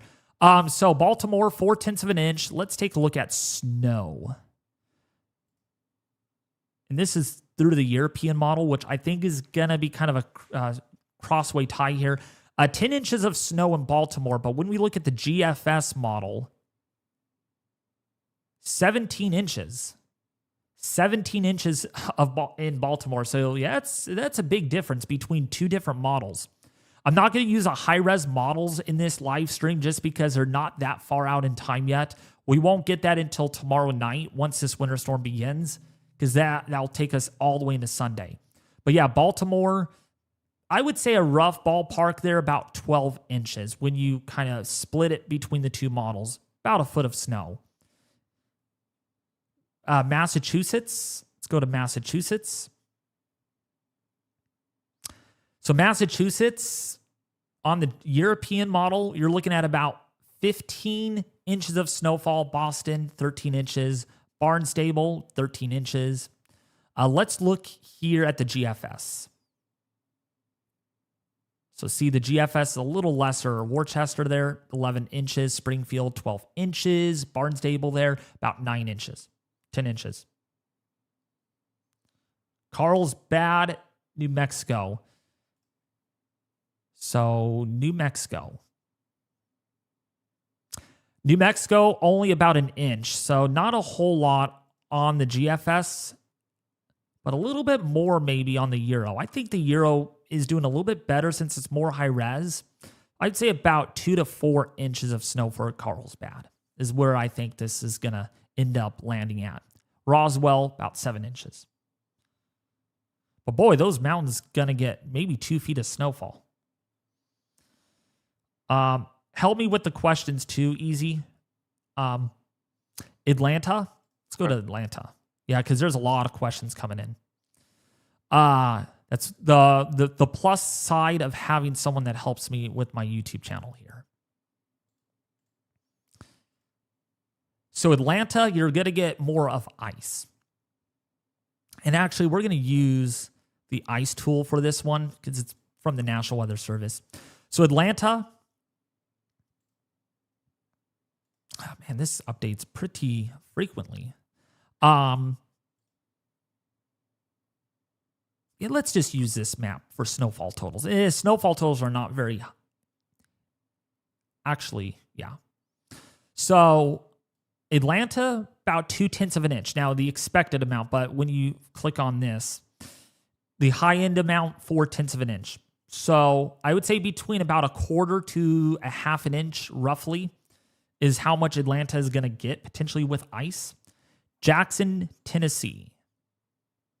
So Jackson, Tennessee, you're going to get a lot of sleet and a little bit of freezing rain here. The expected amount there is about 0.2. High-end amount, not so much. Actually, Memphis and Jackson could be in some serious trouble. Actually, will be in some serious trouble. We'll see if that uptrends in future model runs. But yeah, up to about an inch, I would say, in Jackson. The low end amount for that area is virtually nothing, but the high end amount is pretty significant. Hampton, Virginia.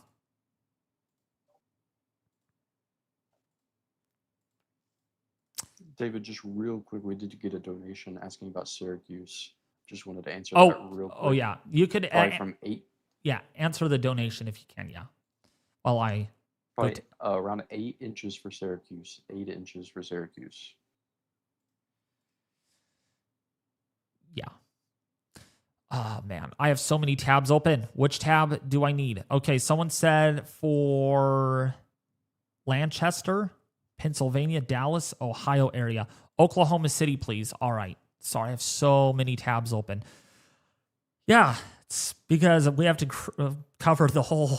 This is one of the biggest storms out there. So Oklahoma City on this particular model, no freezing rain is expected. But on our handy dandy, lovely tool over here, you might see a little bit, at least maybe 5/100ths of an inch. The high end amount is about 5/100ths of an inch. So like a glaze on the roadways there.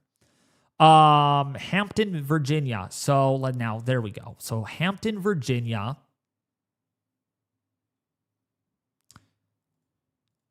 And I wish I could rename these tabs. Man, I'm living.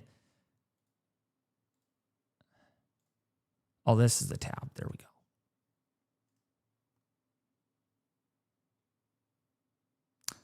Hampton is not on here. So sorry, I don't know every single city. So I'm sorry. Even so, I'm a high-end weather forecaster here.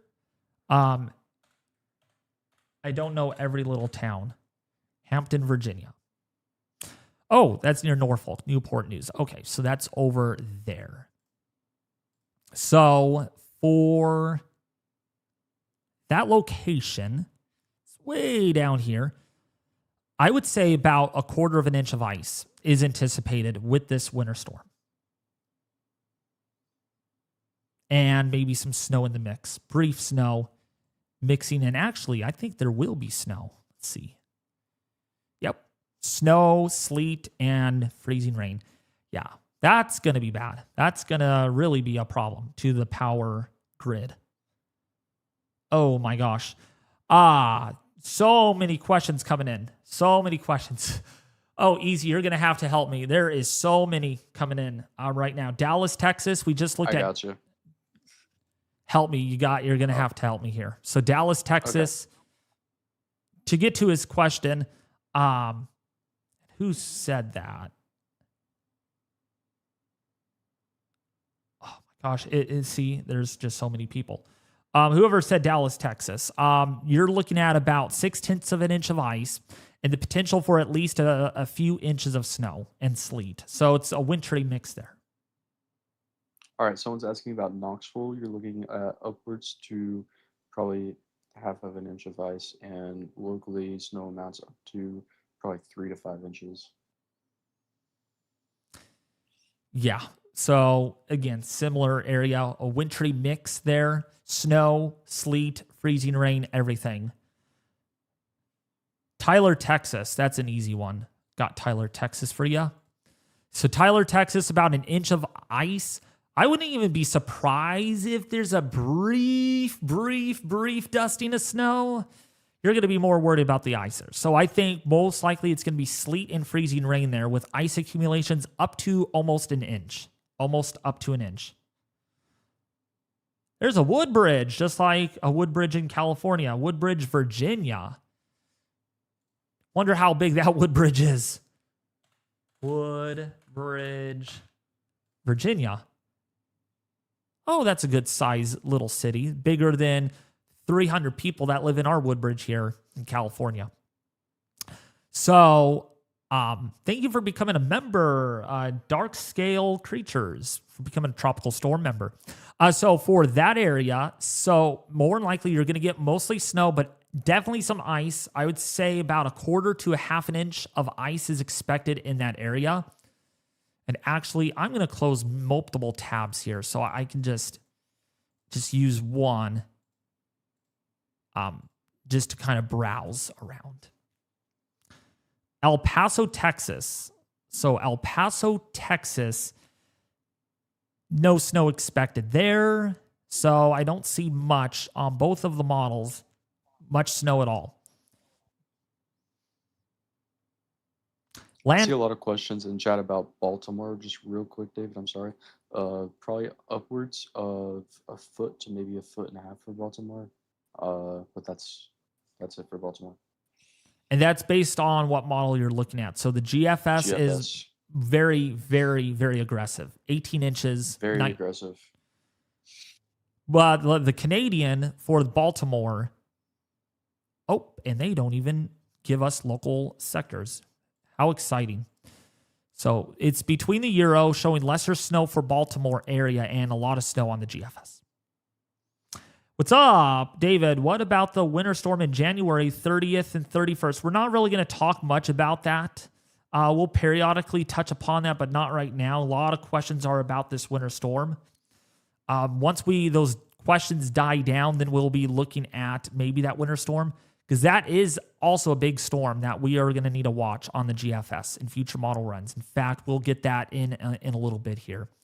Northern New Jersey, South Jersey, so that's south down here. You're looking at about 7 inches of snow, maybe a quarter of an inch of ice, and maybe a little bit of sleet in the mix of that. Chattanooga, Tennessee. Let's go to Chattanooga, Tennessee. So Chattanooga, not much in the way of snow, but remember what I told you all. Don't focus on so much snow down there. There's going to be a lot more ice. Yeah.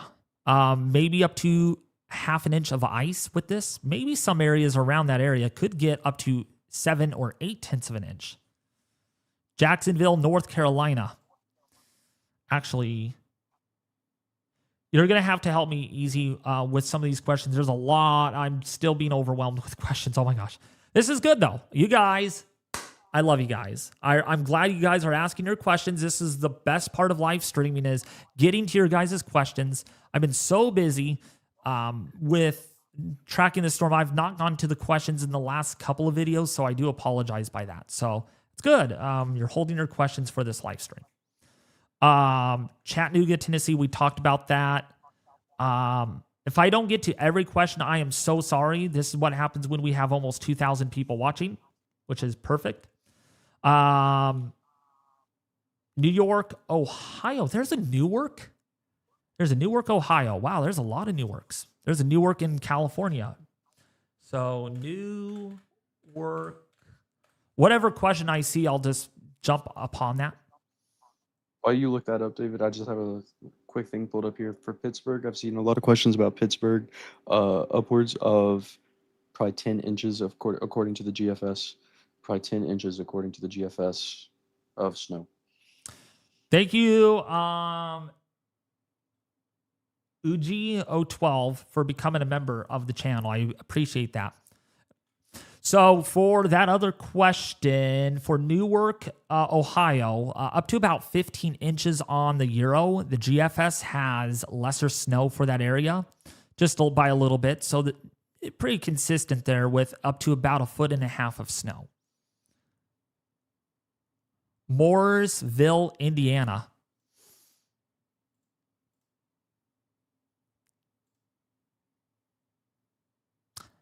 So Morrisville, it's not even on here. So it's probably a small little town.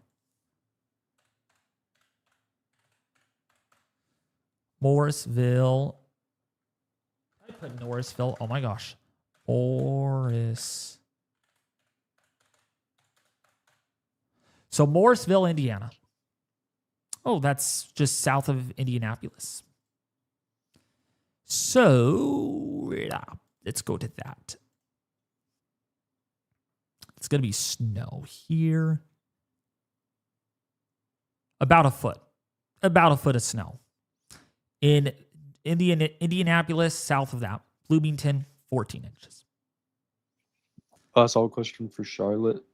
Charlotte is not really expecting any snow, but ice totals will be your main concern with upwards of probably half of an inch. Yeah. Oh gosh. Yeah. Ice.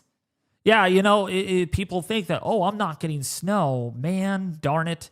Well, you're going to really be disappointed when you don't get snow because you're going to have to deal with the other enemy, and that's going to be the freezing rain. Actually, the GFS is very aggressive with some of those totals, actually, depending on what run. In Charlotte, 3/4 of an inch on the GFS. The Euro has a lot more ice for that area. But wow, not so much in Atlanta. Let's go to Atlanta really quick. I don't believe this. Athens, 2 3/4 inches. Not in my ballpark, sir. Seriously. That's apocalyptic right there. That's dangerous.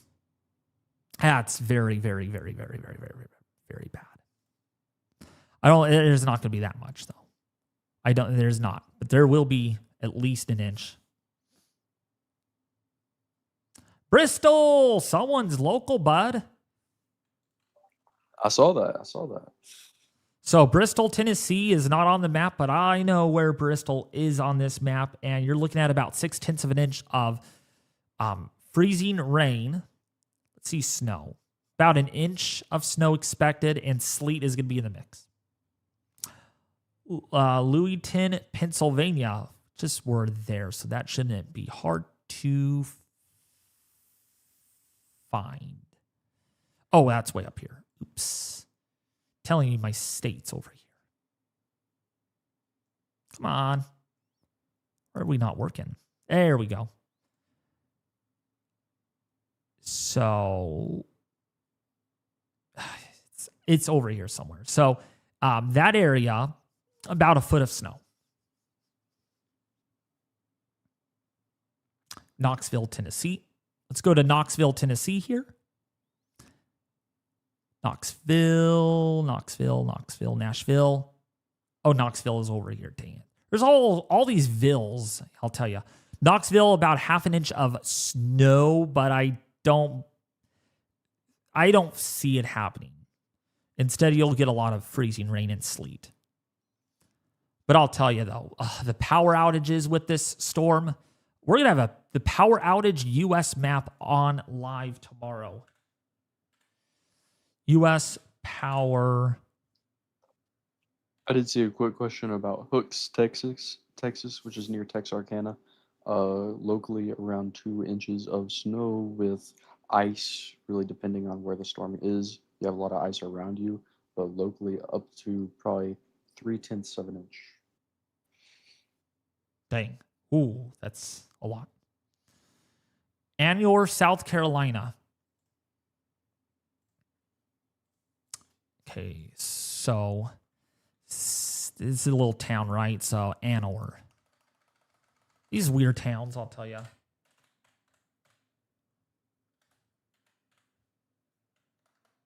Wait. Anor.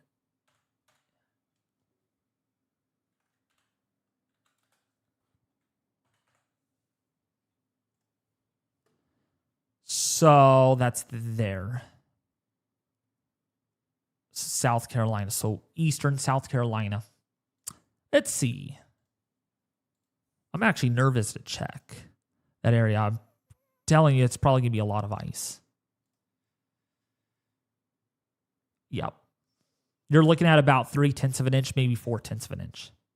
Southwest Virginia, we're on that. Oh, wait, GFS. This is the Euro. We need to look at the Euro. Yeah, still showing a lot of ice. Oh, yeah. Western Virginia. Ouch. A lot of ice.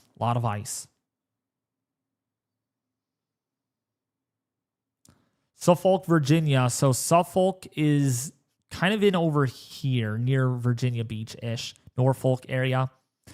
So you're looking at about 0.05 of an inch to 1/4 of an inch. Rough ballpark. Thank you, Wanda, for becoming a Tropical Storm member. I do appreciate all the memberships and donations, folks. Again, This goes towards my staff team. This goes towards longer live streams. This goes towards funding to help, especially with the American Red Cross with this type of storm. I'll tell you right now, American Red Cross, other FEMA agencies, going to be overwhelmed once this storm is done.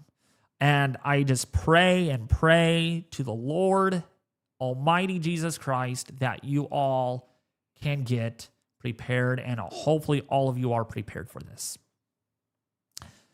This is going to be one of the worst winter storms in at least 10 years.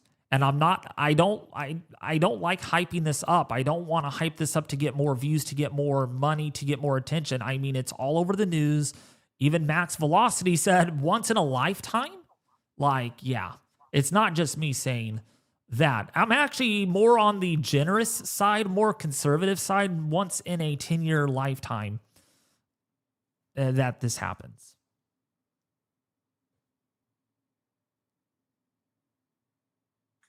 Nazareth, Pennsylvania. There's a Nazareth? Whoa, okay. Well, you look that up. I got one for Rose Pine, Louisiana. For ice, probably locally up to half of an inch of ice, with freezing rain totals going up to around an inch. Ooh, that's bad. Oh, that's bad. Okay, so that is eastern Pennsylvania. That's where that's coming from. Boy, I'm going to have to break down these tabs a little bit more.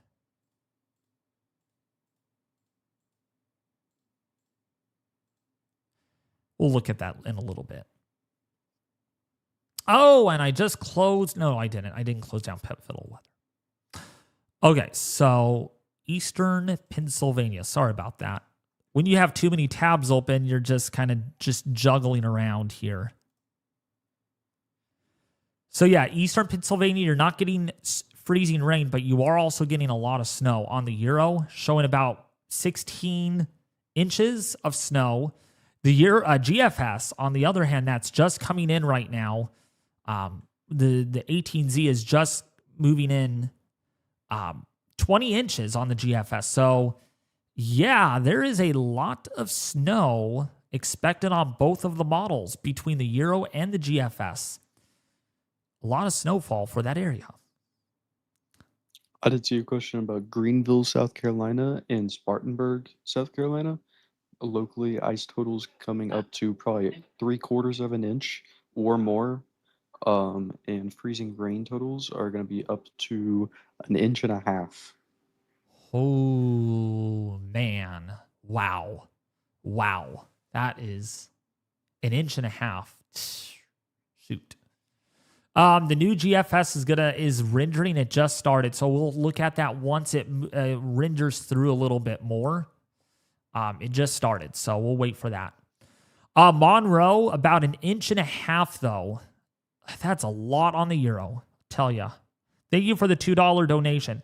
Also, by the way, if you guys do want to donate, because I know YouTube takes a chunk out when you donate on YouTube, you could donate to me on Streamlabs. Easy, set it up where Nightbot will send that in periodically. So if you want to donate, you can do that. Because again, this will help out the staff team for me to support the staff team and also put some of that money into Red Cross. It's part of being a full-timer, you know. Gotta help and give. My 5-year-old wants an igloo. Oh my goodness. Hey, you could build an igloo.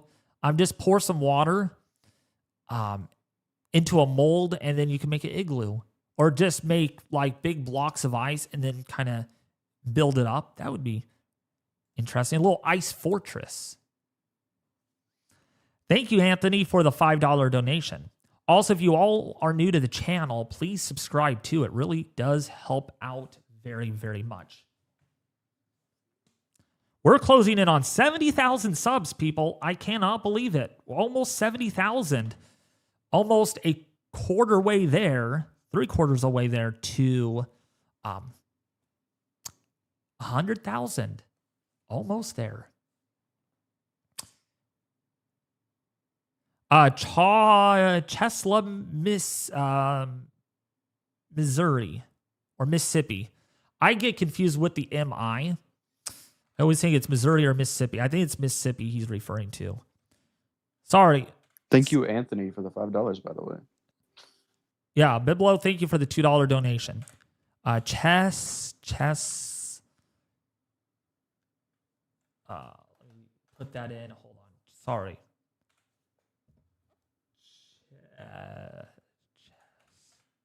Why is it not working? Why is this not working? Okay, chess.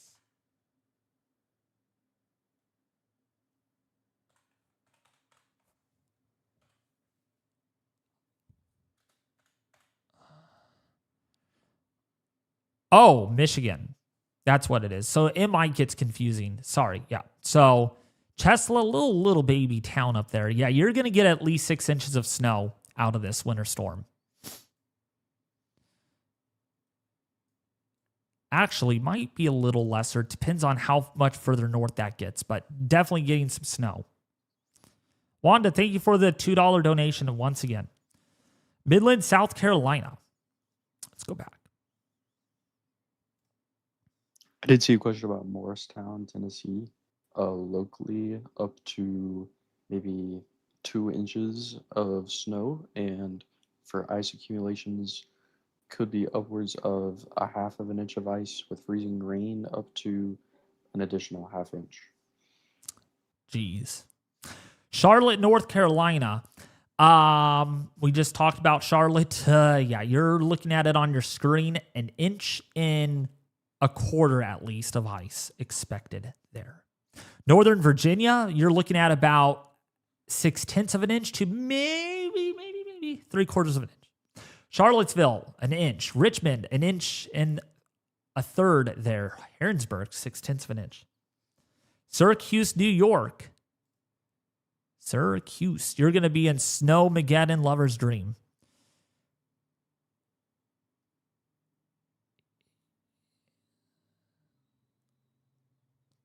Yeah, right here. So, Syracuse, wow, 2 feet of snowfall. Is this the latest run? No, this is the 12-0. Wow, 26 inches of snowfall when I zoom in on that. Thank you, Raider, for the $4 donation. Thank you, Sammy Yuns, for the $2 donations. Chances of 20 inches in Pittsburgh area. So the chances in the Pittsburgh, Pennsylvania area. Let's go further south here. I don't have it up here. Actually, on the tool, I think does it give me snowfall probabilities? At least 18 inches. So I don't think it goes that far out. No, it doesn't. So, wait. That's weird. It's not showing it. Oh, yeah, it does. Yeah, it's going to take a bit of time for that to render in. But I would say for the Pittsburgh, Pennsylvania area, chances of 24 inches of snow. I am going to give that a 30% chance right now just because there's a split-way tie between the GFS and the Euro. Pennsylvania has 16 inches of snow. I don't think it's going to be very likely that you get 20 inches. I don't see that happening. But definitely at least a foot, near a foot. Hey there, Cruz Hines Weather. How are you doing? The Ohio Valley. Oh, yeah. Ohio Valley is going to be hogging. It's a new word I got made up. Going to be hogging the snowfall totals a little bit. Trying to use the word Ohio to kind of use the word hog and Ohio at the same time. Raider had a question about Milford, Delaware. Really locally, very little ice if there is any, but snowfall totals could go up to 10 inches according to the GFS. Wow, that is a lot. If it's not the snow, it's going to be the freezing rain. And if it's not the freezing rain at times, it's going to be the sleet.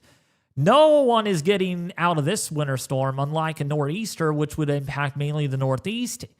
Nope, this is not a nor'easter. Well, it's going to be a nor'easter once it becomes baroclinically driven in the northeast. And you're probably wondering that very much. And actually, we're going to take a quick pause on questions. I think we did questions long enough here. We will get back to those questions shortly, though. So hold on to your question. And actually, Easy and Nate could answer those questions in chat too, as well. So when we use the term isotropic and baroclinic, so those are two different words that relate to dynamics, physical dynamics in the atmosphere. So when we take a look here let's look at temperature. Let's do 700 millibar temperature. So when we put this in, so see, right, actually, let's go a little higher.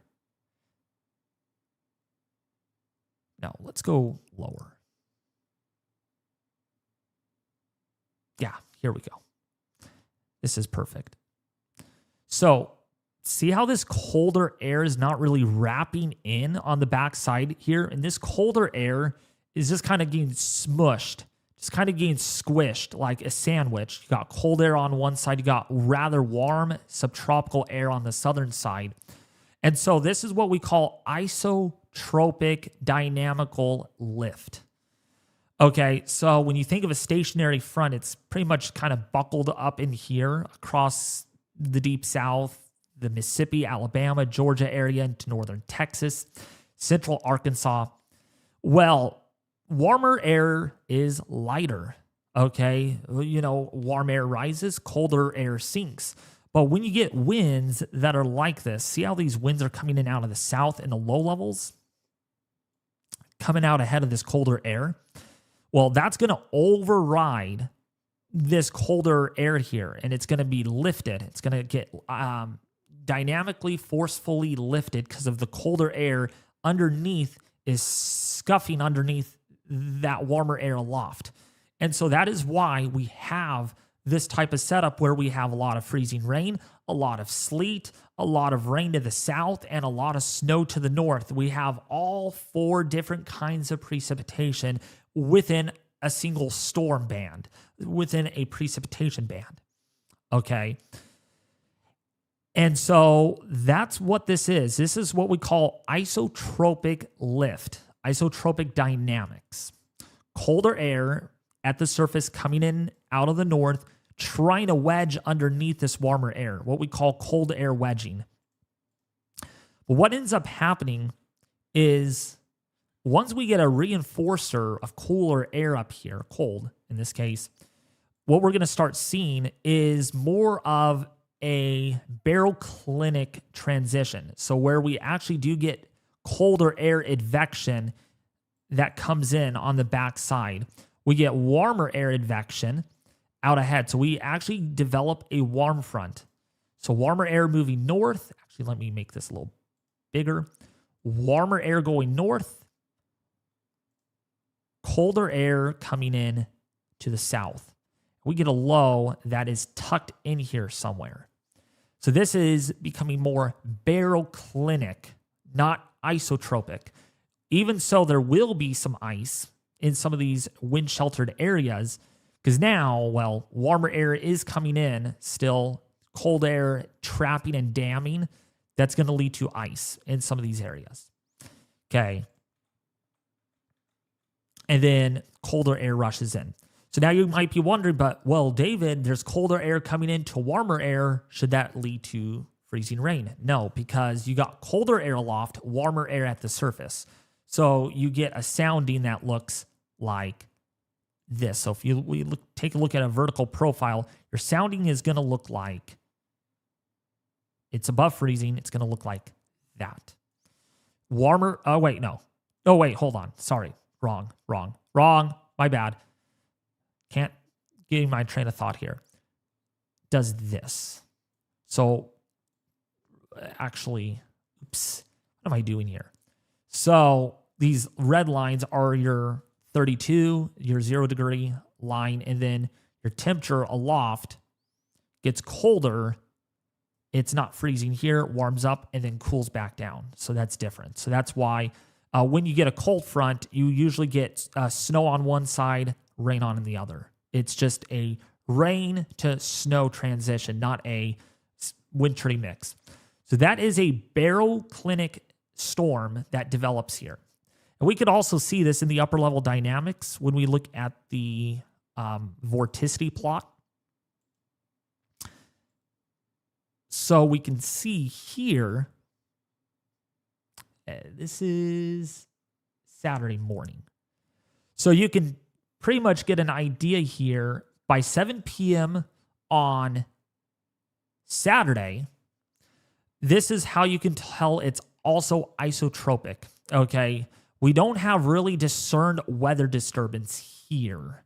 We get a little bit of energy, but we're not seeing a negatively tilted trough. We're not seeing something that looks like that's trying to eject into the upper Midwest. By the way, thank you for the donations, Ram Cobbs, 4721 for the $5 donation. Thank you, Wanda, for the $2 donation. I do appreciate it. So basically what you have here is you don't have a lot of upper level. You got upper level support, but you're not getting forceful wind dynamical lifting where we get very strong winds diverging aloft to really help lift the atmosphere. Instead, we have a lot of temperature gradients here that are being involved to help force that moisture up in a way. So we get isotropic, iso as in temperature lift in the atmosphere. But what's going to end up happening is this little guy right here is going to be your reinforcer. That's going to be what gets the system more dynamic into the southeast. Watch this. So you get a low right here on the vorticity plot right here. That's energy. That's upper level energy. And then you get another, like a little spindle, a little more energy here and another piece of energy here. And this whole mess of upper level support is going to be what gets the system pretty significant. And my sister's calling. Hold on, about this winter storm probably. Hey, Megan. Hey, buddy. How are you? I'm good. How are you? Boy, this winter storm is looking catastrophic, Megan. I know. I was going to call you and let you know that me and Brandon are probably going to be driving around on Saturday and Sunday.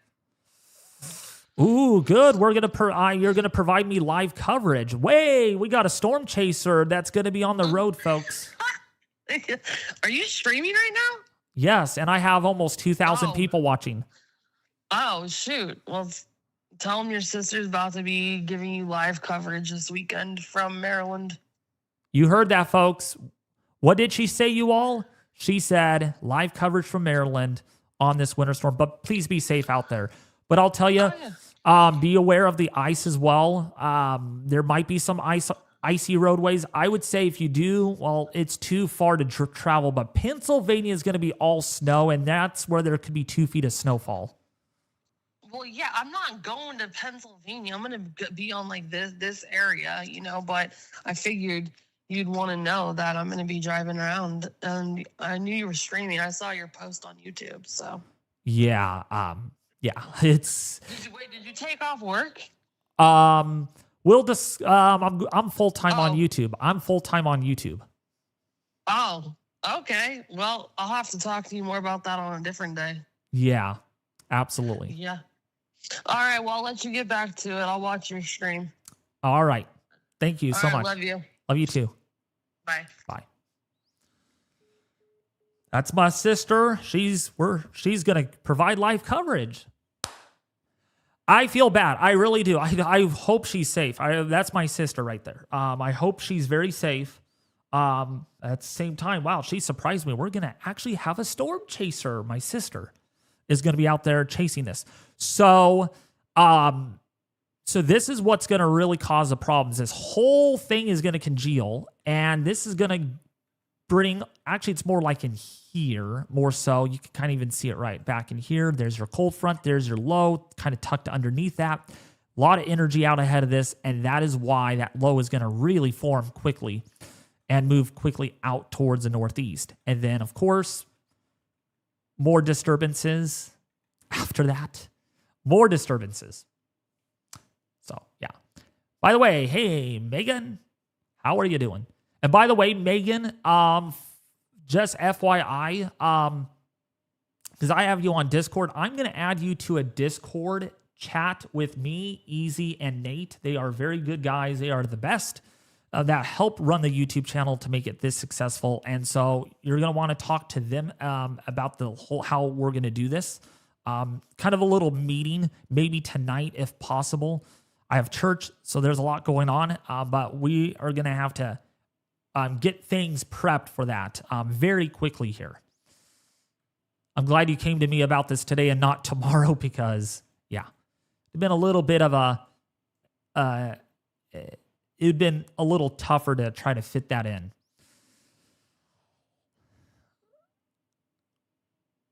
You got to figure it out. No, my friend Easy is going to help me with everything. All right, so that's that. Now, I want to briefly talk about that winter storm for the end of next week. I know a few people brought it up, and I'm not surprised by that because that's starting. Oh, we're 108 hours out, so we will wait for the full run to come out with the latest. But there is a potential. Let's go here. Come on. Load. Let's go. All right. So there is another little disturbance that comes into the west and then tries to develop here, and these two phase up. You got a trough up here over the Great Lakes, and this would be for Saturday, 207 hours out. This is very uncertain, so we don't know for sure if this is going to happen. But there is some early indication from the GFS and even some other models that do develop a system down here in the northern Gulf. The problem with that is you get a trough here, you get a trough here. These are going to phase up somewhere over the eastern seaboard, and that's how you end up seeing a pretty big storm system. Look at that right there. Look at all that upper level energy. That is substantial. And that is why a few of you were talking were saying, hey, can you talk about that winter storm? And I'm glad I was able to. Because look at the winds on this thing. The upper level winds. Oh, wait, not that. Where is the 500 millipar wind? Yeah, look at this right here. Yeah, that's a pretty good phase up. Nice, good Baroclinic ascent out ahead of that main trough. With that secondary shortwave merging into the pattern, yeah, that could be a monster if this actually sets up like what the 12Z GFS shows. That would be a historical snowstorm for northern Georgia, possibly for Alabama, for northern Mississippi, and southern Arkansas. Another monster maybe around the corner. We will have to wait. And boy, if this sets up, my sister lives in the eastern seaboard, don't want to, in the Maryland area, since she gave out her state, of course. Big time snowfall totals with that one. That one could produce 2 or 3 feet of snowfall if that actually sets up. That would be historical right there if that sets up. But I'm not putting a lot of fame and prediction into that yet, because it's just one model run, but we are going to have to really pay close attention to late next week into the weekend for another one of these sneaker-like systems to develop in the northern Gulf that do cause some big-time problems. If there's enough colder air to this Arctic high coming in. I mean, we were doing so good without winter weather for most of January. Now we're going to end it really hard. The second half, I'm telling you. Please, I love snow. Yeah, I love snow too. Actually, if I had the money, I would actually want to go. Actually, you know what? I'm doing this full time. I may want to go back there to Maryland. I would have to get on an airplane. And that's expensive. So that would be pretty substantial. Wow. All right. It's 2 p.m. here. Got 2 more hours. Got to fit in what is best. So yeah, by the way, Megan, I don't know if you've seen the latest models with the Arctic temperatures that are going to come in. Yeah, I hope you're ready for some of the coldest weather of your life, potentially.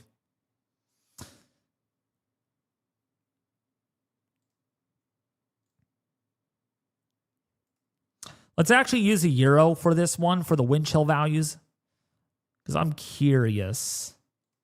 Wait, what the heck? Is this not even letting me use surface temperatures? Oh, that's why. Here we go. Yeah, let's use wind chill values. Yeah, so right here, Maryland, -5. It feels like -10 outside. And that's not the worst. The euro really does not like Maryland so much. -15, -20 next by the middle of this week. That's pretty dangerous. That is very significant.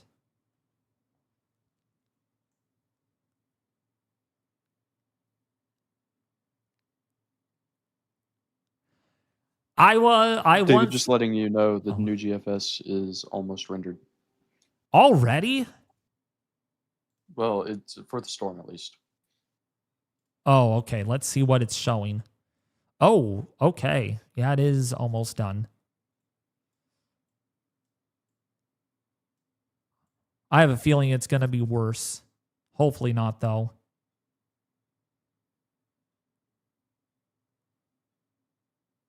Man, that low is deeper. Wow. And heavier snowfall right here. That's a deeper low. Man, there's a lot of ice with that. Ooh, boy. Let's see if the ice amount's actually uptrended. If it did, that would be really bad. Yep. I was hoping that would not happen. They uptrended.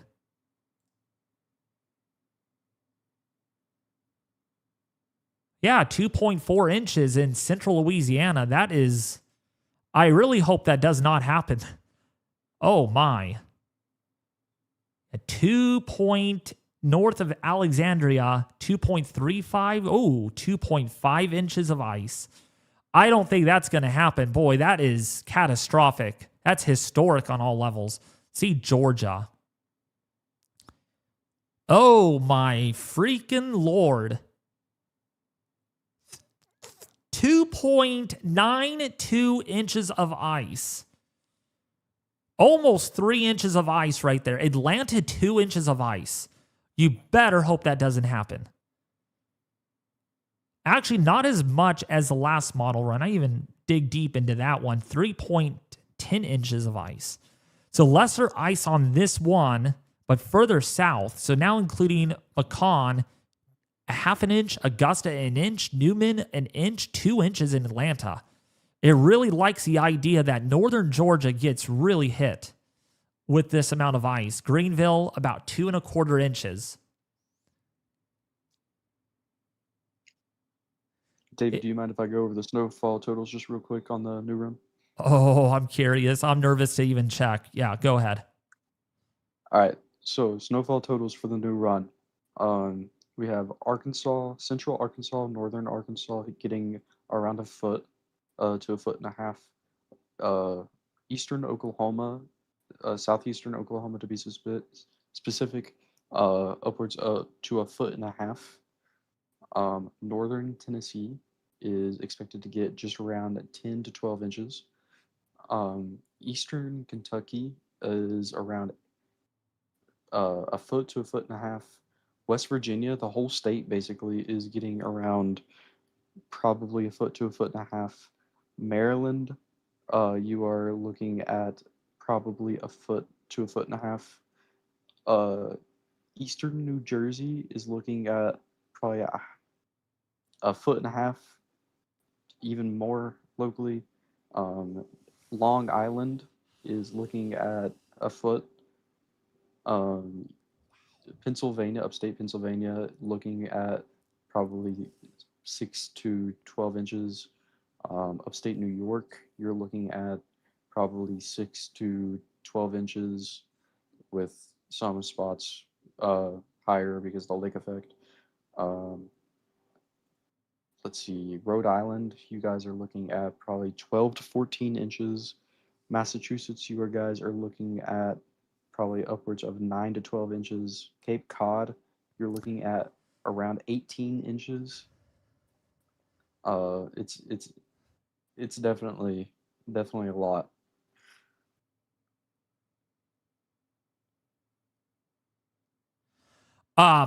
Yeah, and something I wanted to also point out here is snowfall totals are up a little bit on this model run, actually, for the northern upper part of New England, like Massachusetts. If we look at the previous run of the GFS, 14 inches. So we had only about 16 to 17 inches, actually 16 to 17 inches in New York City.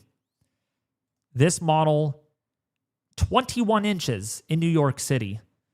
21 inches in New York City, even a little further north there, could get 22 inches if this ends up being the case. But of course, this is going to wibble wobble around a little bit. And so I'm not really confident that there could be 20 inches or 24 inches of snow. But there's 23 inches in Boston, Massachusetts. Wow, look at Watertown, easy. 36 to 40 inches of snow. Yeah, I saw that. Wow, that's a lot. Did the ice accumulations move further to the south? Let's take a look and compare the two runs. Let's compare. So keep an eye on this. Yup, they went further south.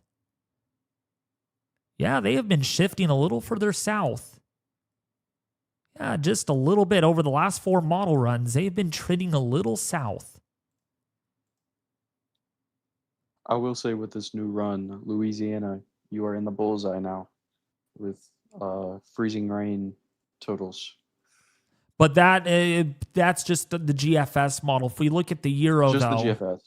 yeah, the Euro is bullseye over Arkansas. So don't discount that. Oh, the GFS is not showing ice over central or southern Arkansas. We're not going to get ice. Good. No power outages. No, I don't need to stock up.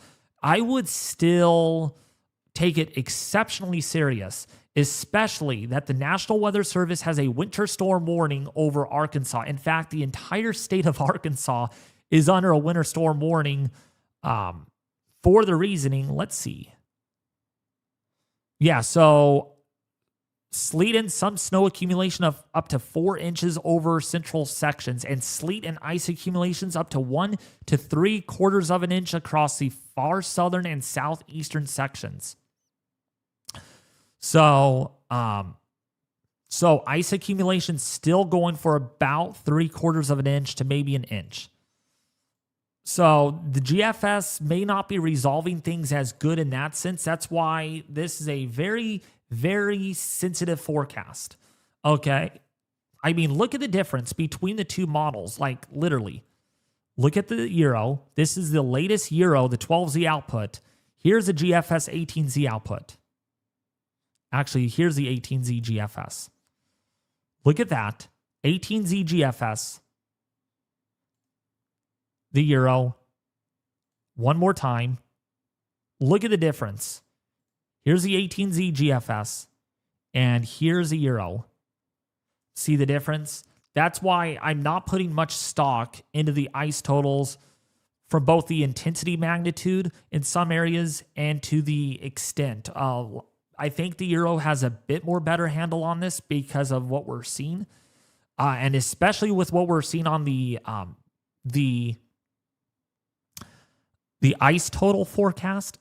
Excuse me.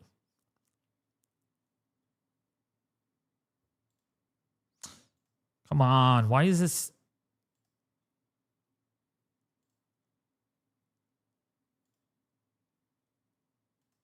I literally refreshed this, and it's not giving me.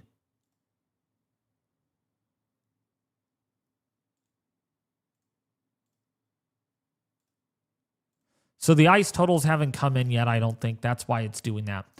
So, I would probably lean more towards the Euro. I really honestly think the Euro has a bit better handle on the ice accumulation. Not that the GFS doesn't. Because, I mean, look at that. It does pretty good for the Carolinas and for Tennessee, though. I mean, Central Tennessee is getting destroyed with this. Versus a Euro has lesser ice in that area, but more ice here and here. So, in my honest opinion, because even look at the Canadian. The Canadian's even more aggressive than anything else, but doesn't have as much in Central Arkansas. So maybe the GFS maybe a bit more onto something. But that's why we are going to look at our high resolution models once we get closer. But this model, almost 3 inches in northern Georgia of ice. That is on the Canadian model. That is it's pretty bad. 1 inch over Dallas, near an inch over Dallas to the south of there, Tyler, Texas. Boy, you're getting destroyed by a lot of ice. Actually, I think the Canadian does a pretty good job at the footprint here of freezing rain, because that's what the National Weather Service was showing. Is this in? Nope. So we're going to refresh this and see if that fixes it.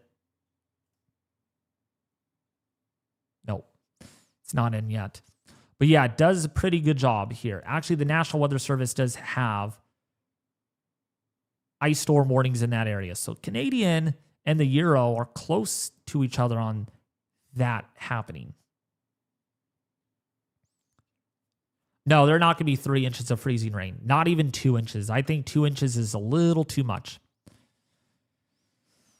But let's see what the GFS shows in the extended on that storm. See if it still keeps it going.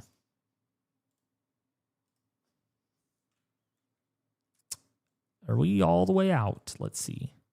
Oh, 171 hours out. So we're close.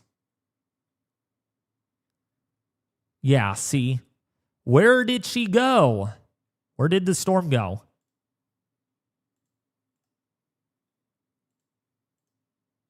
See that? However, looks like a low is going to develop here, though, instead, and not down here. See, that's why we don't just rely on one model run.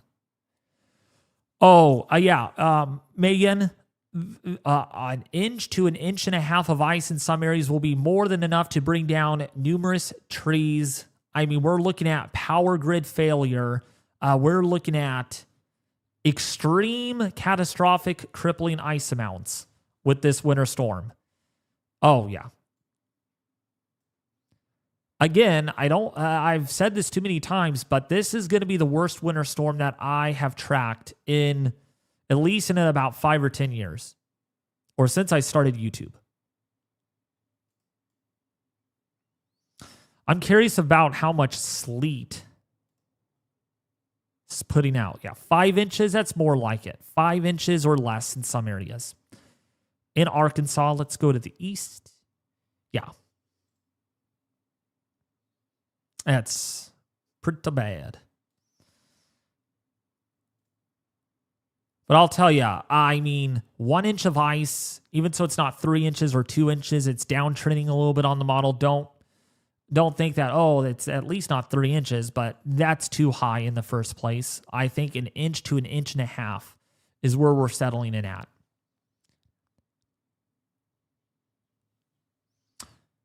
Okay, so let's look at chat. How's everybody doing, by the way? I really, really hope you're prepped for this, because the Arctic temperatures that this thing brings it's going to test your buttons. It really is. It is really going to put a test on your human body.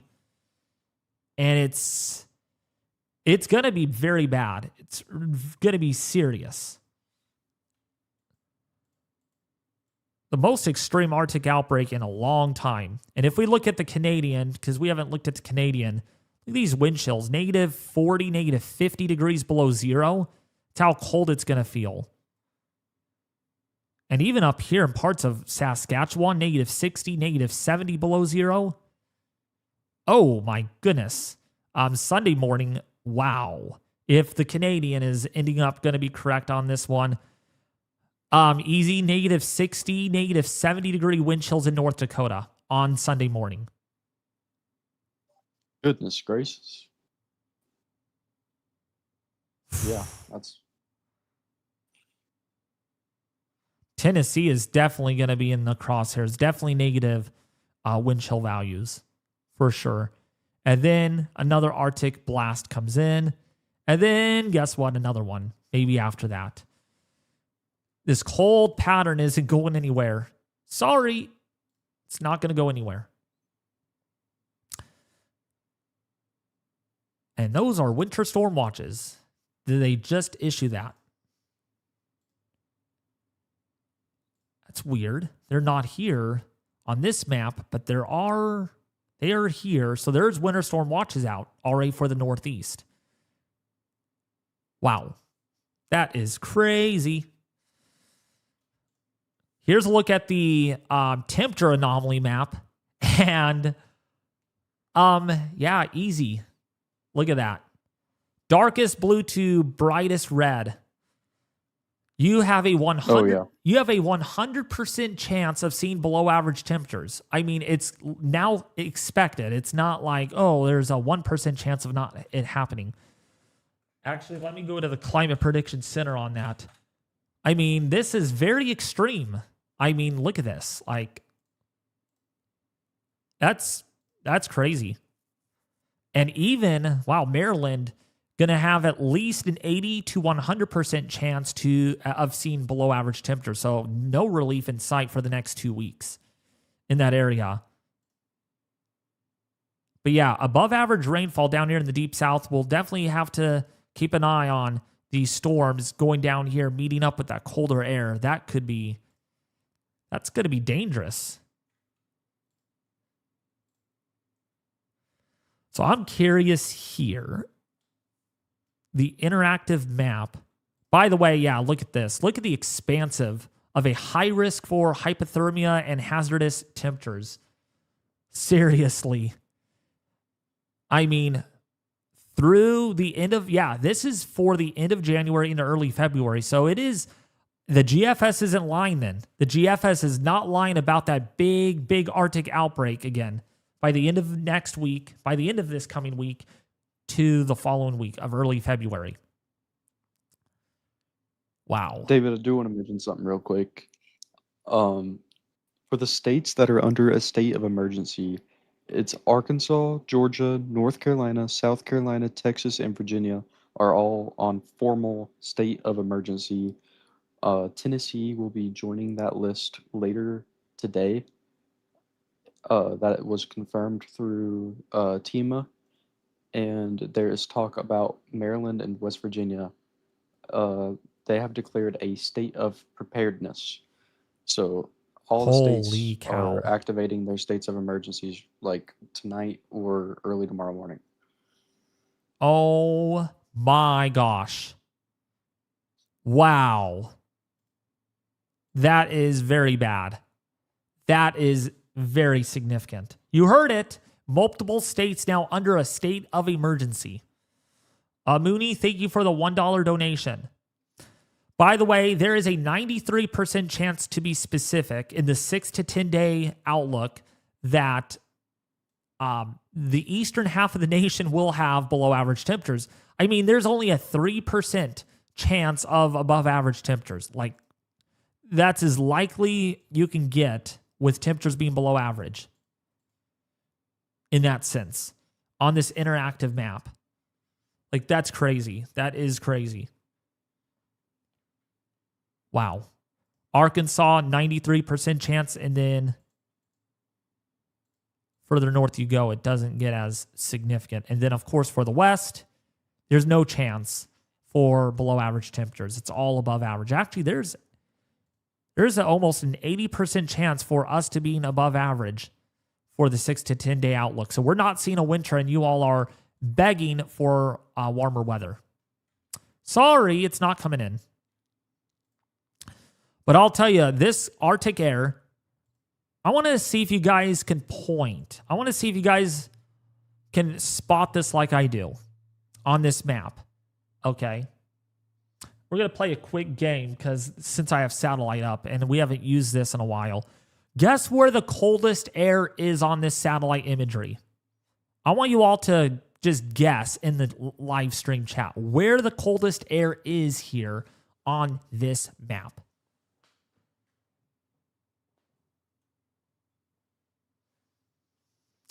I know where it's at. I know exactly where it's at. Come on, answer. I answered your guys' questions. Now you have to answer my question. Indiana? Nope. Try again. Major shift south now. On the GFS, yes. As far as ice. Northern Minnesota? Yep. Good job, Cloud Jesse. Yep. You know how I know? Because look at these gray colors. Right here, see, you got darker grays here, darker gray here, darker gray here. But up here, look how kind of bright this is. That's Arctic air. That's not cloud cover. That is not cloud cover at all. You go even further north, look at this. Just straight up white. And when we go to the infrared, and this is all cold air here. There's not much cloud cover at all. See that? Look how cold this is. You can literally see all the colder air coming in out of the north. Isn't that cool? Like infrared satellite imagery really does a good job.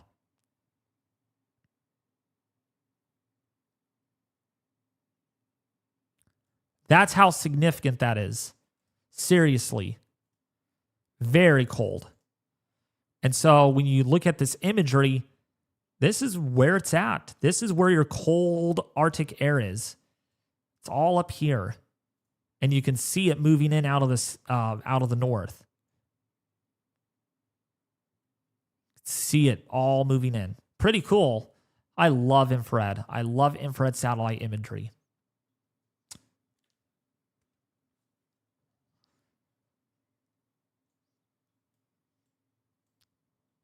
So, yeah, this has shifted south, certainly.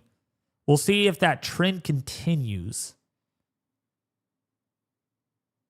Oh, yeah, here's a nice, good nor'easter right here, bringing a lot of snow. Wow. Wow, that's a big storm right there for Nova Scotia on the GFS. And a lot of cold air, boy. Whew. Very cold. Oh, yeah. Oh, yeah. That is very cold.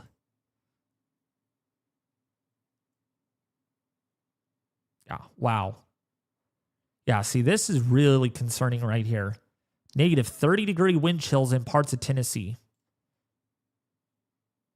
Wow. That is very bad for not this weekend, but next weekend. It'll be a tough week ahead, easy, for your area. I think it's going to be a little bit cold.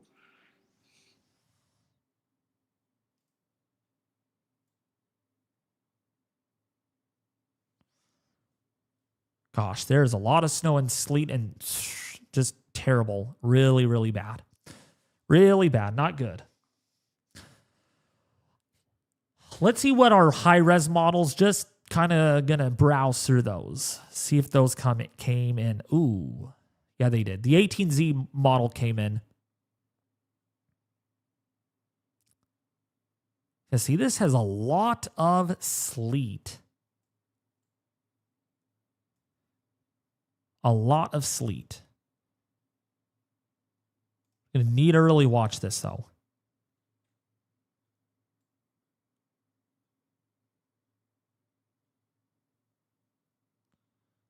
Oh yeah. Wow. Yeah, northern Alabama or Mississippi on this one.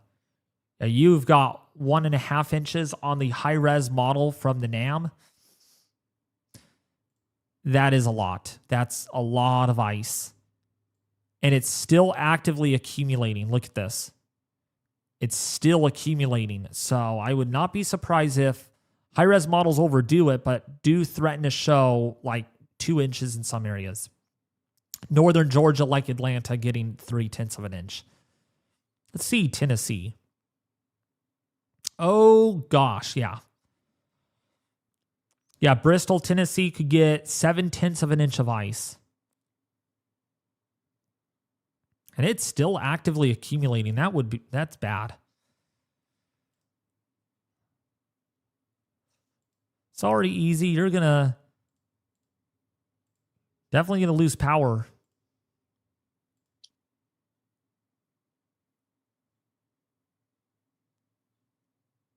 Yeah, probably.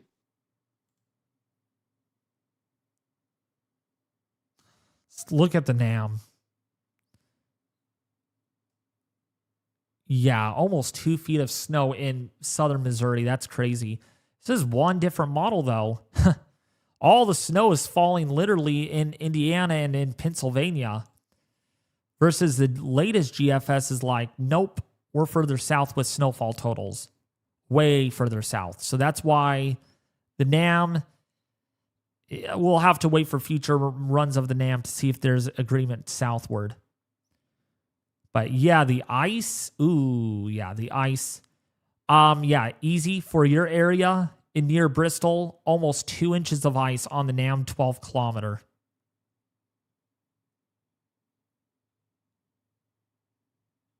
It's not that good.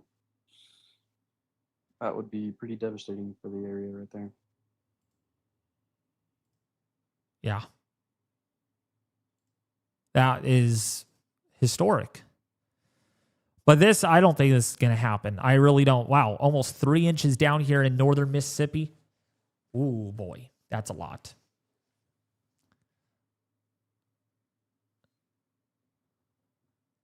Okay, so how is Rhode Island looking? Let's go back to the GFS because the high-res models don't go that far out with snowfall accumulation yet. So for snowfall accumulation for that area. So for Rhode Island, yeah, maybe 18 inches. Yeah. Actually, wait. Yeah, Rhode Island is here. Sorry. Yeah, my states are like messing my head up here over here. So yeah, 20 inches about for Rhode Island. It's a lot. Barnstable, 19 inches on the latest GFS model run, the 18Z output. Hail and sleet and freezing rain are all different. Hail is not related to freezing rain or sleet.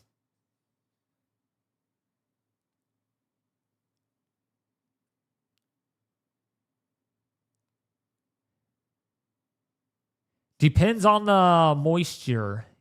Yeah, it does. It depends on, and that's the tricky part of this. An isotropic like weather system, there's a lot that can go wrong and a lot that can go right with this. And if it goes right the wrong way, then that means, I know it's confusing there, but if it goes right the wrong way, which means it overperforms, I cannot even imagine how bad this is going to be. I cannot even begin to think. I mean, wow, is all I got to say. It's going to be pretty darn bad.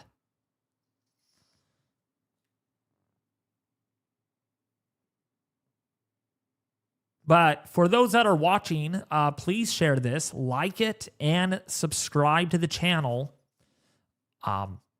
Because we're going to be live all night, starting tomorrow night, all the way through Monday.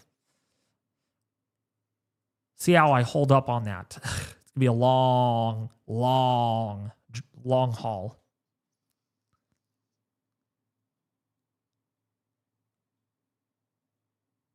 Anything for Houston? Houston, Texas. The GFS does want a little bit of ice and sleet for that area before the storm is done. So there is definitely a potential there for some ice accumulation. But when looking at the Euro, which I think the Euro is handling this a little bit better, I think it's going to be mainly all rain for Houston, Texas. There is a winter storm watch for Houston, so by no surprise, there is a possibility for at least a little bit of sleet and freezing rain. And hey, there's thunderstorms in Houston, Texas that are anticipated, but mainly a rain event. It'd be at the very end of the storm's time there is when you would get that transition. What about the woodlands in Texas?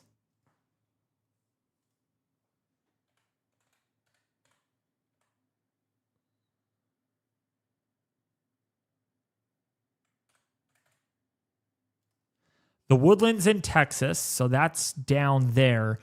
Definitely going to get some ice. I think you're going to get at least a glaze of ice expected there. And also, we're going to keep an eye on our power outage map, especially by tomorrow night. This number is going to really spike. It's going to go crazy.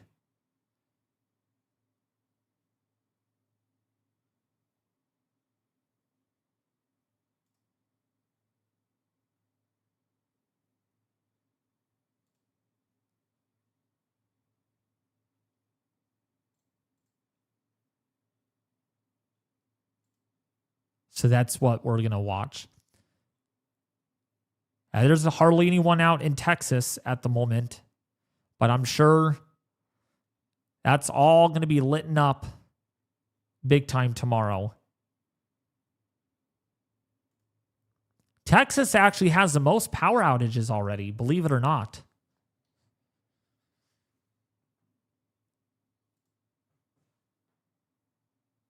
Cleveland, Ohio totals. Let's take a look at that.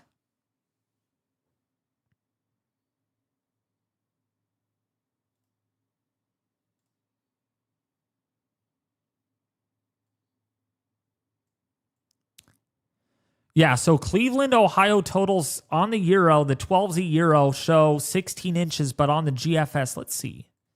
The GFS model has lesser snowfall totals on its 18Z run.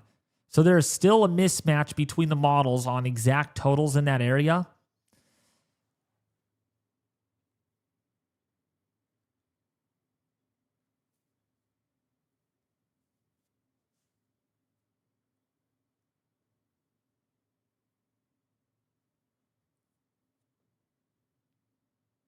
Twenty-six states gonna be impacted by this. 26 states. Yeah, well, in the snow band itself, it's going to be much lesser. But yeah, there's going to be a huge population. Huge population. I mean, there's a lot of winter storm warnings. You can see it on the map here. Like, look at all those winter storm warnings. And these are going to all expand northeastward with time. Crazy stuff. But yeah, a lot of power outages. That's going to be the concern here. Multiple, I mean, probably they're going to be over 1 million, over a couple of million people without power easily. And the power outages will not be just for a few hours. They're going to be long duration power outages because of, again, the ice accumulations. So we got the latest. There we go. There's our new ice accumulation.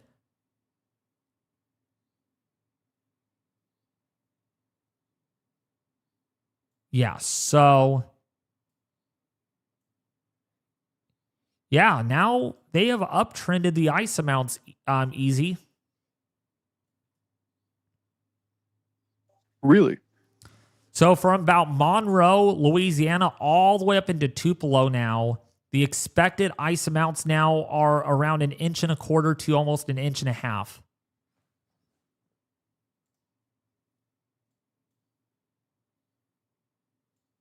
Oh man. Oh wow. Yeah, that they uptrended significantly. So the highest amounts on this map now, we are threatening 1.8 inches.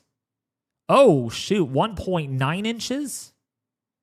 Yeah, 1.9 inches here with the highest end amounts.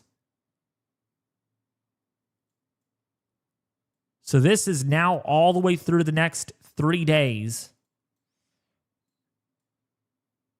And this has uptrended a little bit. So 0.8 of an inch is on the high end scale with this winter storm. 6 to 7/10 of an inch here in parts of Texas.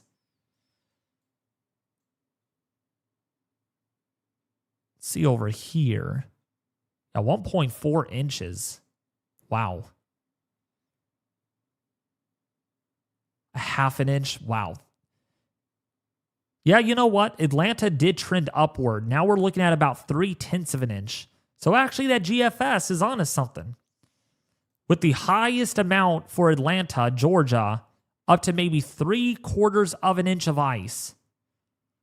So that would be apocalyptic right there.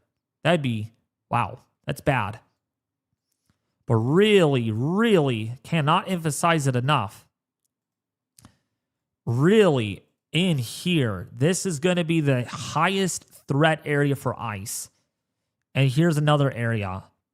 2 separate areas of big, big, big time ice accumulations.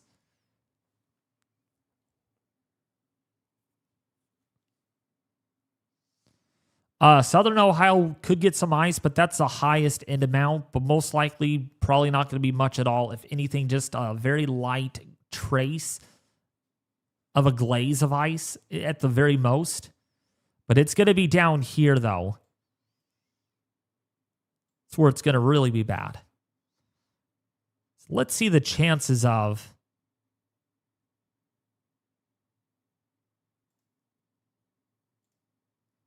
Oh, and by the way, Easy, look at the low end amount. Look at my stream here. The low end amount up to 1/4 to almost 0.3 of an inch in northern Mississippi and southern portion there of like Waynesboro, getting at least 0.3 of an inch, maybe even 0.4 of an inch. So that is very significant. And that's a 90% chance, right? And that's the low end. That's crazy. Yeah. Yep. So this should get your attention right here. That has uptrended in recent model updates.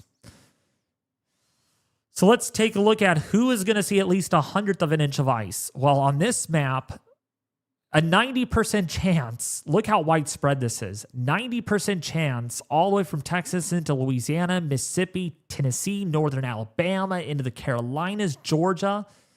And who's going to see at least 1 inch? Wow. Yeah. Almost a 50% chance of seeing 1/2 inch of ice or 1 inch of ice in Cleveland, Mississippi.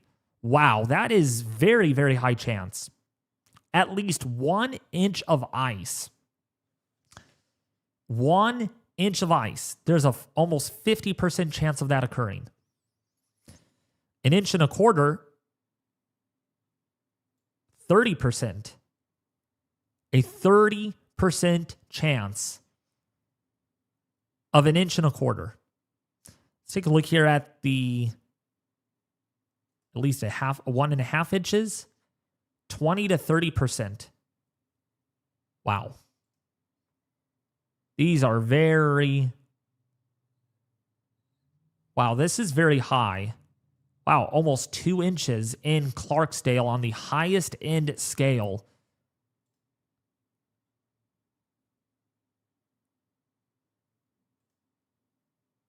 Wow. That's really bad from the National Weather Service. literally calling for almost 2 inches of ice. That is pretty aggressive. Actually, the Euro is on it. I think the Euro, it has this down pretty good, unfortunately. I think the Euro showing almost 1.5 inches is certainly a possibility now.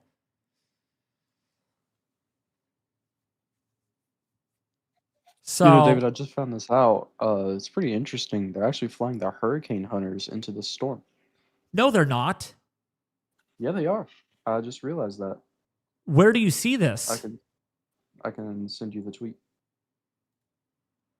Are you... Dude, they're sending hurricane hunters into this.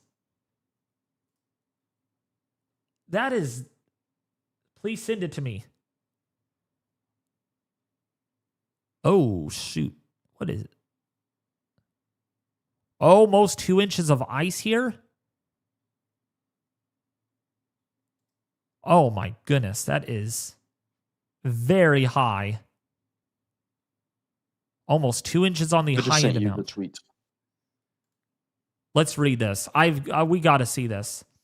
The hurricane hunters are flying into the setup of this weekend's massive winter storm. Jim Cantori and National Weather Service Director explain how this mission provides life-saving data. Let me actually play this. Big credits go to the Weather Channel. I need to hear this. Hurricane? I don't remember. We're looking at off the California coast and in the Gulf of Mexico. Why? Well, we need to know how strong that low is off the California coast and in the Gulf of Mexico, how much moisture is going to be pumped into the system. We need to know that data to get a better clue on what's going to happen on the ground. Have we ever flown concurrent missions outside of a hurricane? I don't remember this. I've been asking everybody, and everybody's puzzled by it, thinking in the past. But I cannot think of a time that we had both NOAA and the Air Force going into a storm like this. And here's another one, Jim. I remember we fly out in the Pacific to get a handle on some of the moisture. I don't remember looking at two geographic areas either, right? Looking at the Pacific and the Gulf of Mexico for this information, and we need it. How many times you and I have talked about this? You watch the models go back and forth. You get a little more data from the aircraft, and the model tracks will snap.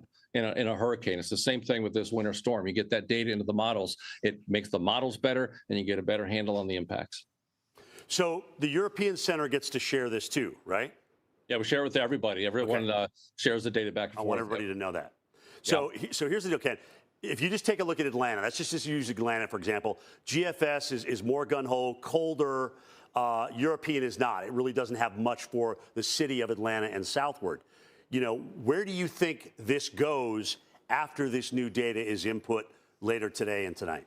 I think it's similar to the tropical program, right? What you'll see as the models start coming together, you start seeing that spread as you're 2-3 days out. And remember how many times we look a week out and you got different solutions trying to put them together. That's always tricky. So you'll start seeing the models come back together closer. But this is the big test for us as well. We've got the new AI model. So not just we're looking at the physics model GFS, we're looking at the AI GFS. We're the first ever to put those together in ensemble. And I could tell everybody how this works behind the scenes. The best forecast is a lot of times taking all these solutions, right? When we look at the GFS, that's not one solution. We're looking at 40 or 50 different ensembles, left, right, faster, slower, stronger, weaker. We put all those together, blend them together, and that usually ends up being the best forecast. And that's what you're seeing from the Weather Prediction Center. That's what you're seeing on the front lines from our weather forecast offices. And Ken, even with all that data, I have to tell everybody, we're still playing with maybe 2 or 3 degrees here. From Texas and Arkansas all the way through Tennessee and even up to Washington, D.C. Yeah, think about the factors here, right? We got the cold air coming from the high pressure from the north out of Canada. So how cold is it going to be? Where's that going to be? So we pretty much established that. It's going to be cold, right? So now it's like, okay, where exactly is that line going to be? The snow versus the freezing rain? That's tricky because little wiggles matter. 40, 50 miles in either direction can make a difference of getting rain or freezing rain or snow faster, slower, and stronger. All these factors go into it, and that's why we have the aircraft in there, because the more data we get into the models, the better the forecast is. It can't be understated when we look at some of these ice accretion numbers into North Carolina, South Carolina, northern Mississippi, into northern Louisiana, and even into Texas. I mean, should we buy into these, or should we wait for another couple of model runs. I mean, 1 to 2 inches of ice is crippling not only for the time that it's happening, but also potentially days, if not weeks afterward. Look, it's time to get ready now, right? You can't wait for, what happens to us is this, even whether it's a hurricane or a flood or a tornado, whatever it is, we start waiting for the next run. We start waiting for the next forecast. At some point, you got to get ready. The time to get ready is right now. You got to get ready. Right. So when you think about ice, a half inch to an inch and a half, you talk about the impacts. That's power lines coming down. That is trees coming down, blocking roads. You won't get 911. They can't get in there. Right. And so you got prolonged cold weather. And we've been talking about this, and I appreciate everybody stressing this. That ice isn't going away. When you start looking at the temperatures that are coming out of Canada, and the cold temperatures, 0 wind chill factors all the way to the Gulf of Mexico, minus 50 wind chill in the upper Midwest, the ice isn't going anywhere, right? So it's prolonged power outages. That's why people got to prepare now. You can't wait for those little wiggles. Get ready for this. Look and listen to those local officials. Look at your forecasts and just be prepared. And Jim, we got to talk about this too. Use your generators correctly. That is really important. Absolutely. Be prepared for extended power loss. And as Ken just said, we get cold afterward. We don't just warm up. And I'm talking about half the country here. Ken Graham, always appreciate talking to you, the director of the National Weather Service. That was, and he even We're looking at off the California. Oops, let me repost this. And let me quote that. That is, this is, please prepare now. I want to give a huge thank you to the National Weather Service, and thank you, Easy, for that as well. Boy, I'll tell you right now, if it wasn't for Easy, that I would have not found that on X. I really wouldn't. So thank you, Easy, for providing that. You are a trooper. You really are. Of course. So you heard, folks, like, this is the time to get prepared. Okay, there might be little shifts southward or northward. It doesn't matter. Prepare, please. Please, because maybe until we get the aircraft data in there, maybe the models are not really certain about this yet. So once the aircraft get in there, it's like a hurricane. And honestly, the fact that they're flying hurricane aircraft in this is going to be a hybrid winter cane with its impacts. Literally, it's going to feel like a semi winter cane without the wind, but with the impacts, because they're going to fly aircraft into this. But yeah, these ice amounts, I mean, it won't matter if it's an inch, if it's an inch and a quarter, if it's a half an inch. Anything more than about a half an inch of ice is crippling. Okay, 2 inches is well into that category. It really won't matter that, oh, it's only an inch or a half an inch, David. Half an inch doesn't seem that much. It doesn't seem like a lot, but I'll tell you right now, a half an inch of ice is a lot on a surface. It really is. Think about your ice skating rink that you ice skate on. You know how much ice they put on that when you go ice skating? If you ever have been ice skating, that's only about a quarter of an inch thick. That ice is only, and actually let me ask ChatGPT. Hey Siri, how much ice the thickness is for an ice skating rink? Oh wait, no. So it's about 3/4 of an inch thick. So think about this. 1.5 inches will be like an ice skating rink outside your doorstep. Wherever you go, you can put on your ice skates and go ice skating, literally. So that is why I'm trying to get the message out. I don't want to spark fear into people. I really don't, but I've been doing this for a long time. I mean, some of you have been watching me since 2017 with this stuff, and it takes a lot for me to like have aggressive forecasting numbers here, and that's the reason really why here I have this out. I have this product out, because this is an extreme storm. This really is on many levels.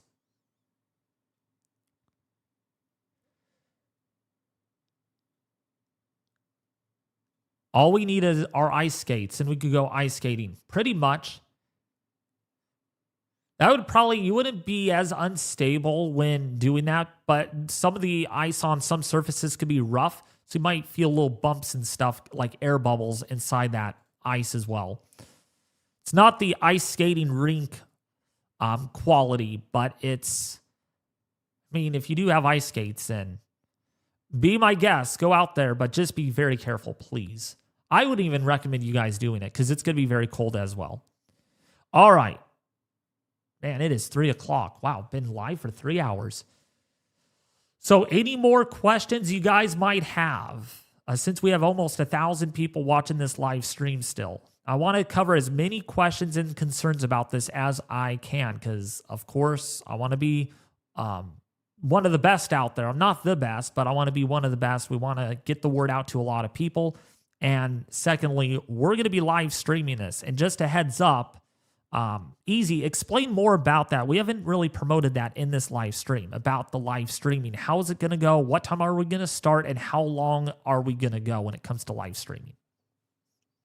So we are going to be starting the live stream tomorrow, 7 p.m. EST tomorrow. No, Friday. not EST, PST. Or PST, sorry, PST.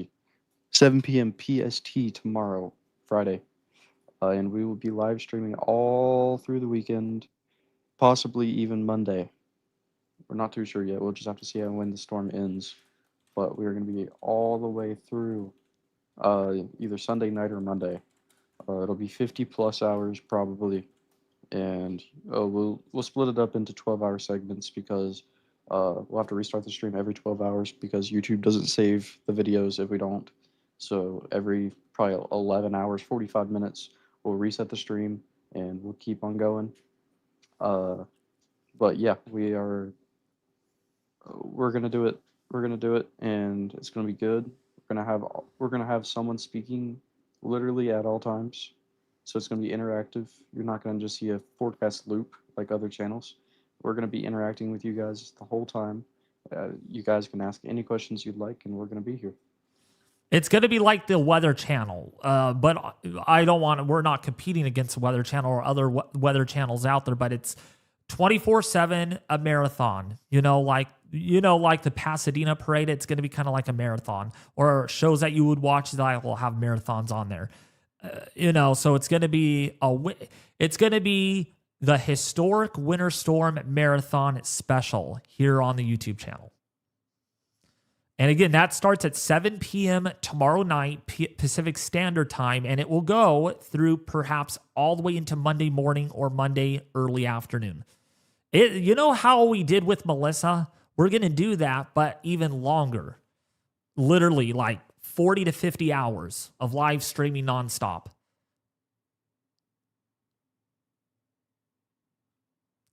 So if you have not subscribed to the channel yet, this is the time to do so you get that notification once I do go live. And we'll do this for severe weather as well. Well, severe weather won't last for 3 straight days, but when there's a severe weather outbreak, we will be going live because I'm full-time on YouTube, that is going to be way more likely. And during the live stream tomorrow, of course, we will have live cameras, live radar coverage, live storm reports. We will be giving you the very latest updates on power outages and everything that you need to know on this storm system. So, yeah, we'll be providing as much detail and information as we can possible, from Twitter to the National Weather Service to other sources out there. Raleigh, North Carolina, please.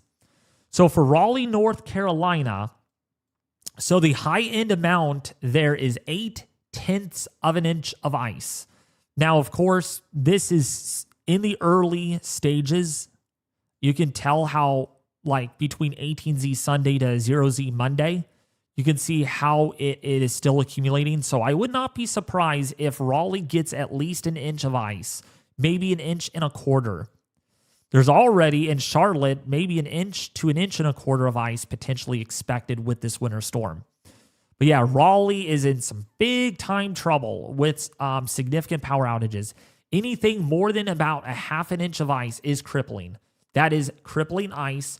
Theoretically, about 3/4 of an inch or more is crippling. And that's what's going to be the case. All right.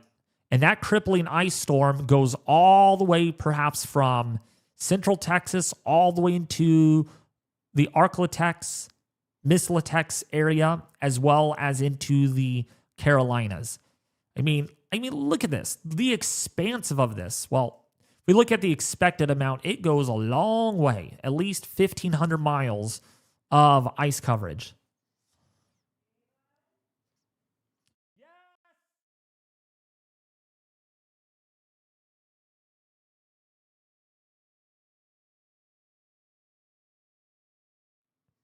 All right, sorry about that. So I really wanted to make it clear with everyone here is that this is going to be serious. And that's why we're live streaming. We're treating this like a hurricane. We literally are going to treat this like a hurricane, like if it were a hurricane making landfall. Not that this will be a hurricane, but the impact level is going to quantitatively match that. So now about the snow amounts. Some of you are wondering about that. Well, on this map through the next 3 days, this is what the National Weather Service thinks. I think this is a little on the low end, but this is the highest end amount that we can get. So let's see. This is going to load on us. So up to 14 inches in Joplin, Missouri. Cape Girardeau, something like that. Up to 13 inches. And then some areas here in West Virginia and perhaps Virginia might get 20 inches. Actually, that's a lot of snow. 20 inches in some of these areas. Oh, wow. Montebello, Virginia, maybe 20 inches of snowfall. They're expecting 17 inches, though. Here, 19 inches, got 18 inches. New York City, by the way, roughly New York City, about a foot. So definitely a lot of snow there. Now, of course, over here, that is 24 inches of snow on the high-end scale. Part of that lake effect snow. But of course, this is going to accumulate more confidence. As confidence increases, we're going to see this go up a little bit more. So I think you're going to see about 18 to 24-ish inches and around some parts of Pennsylvania. More like 12 to 18 inches in Missouri is where I think we're going to land at.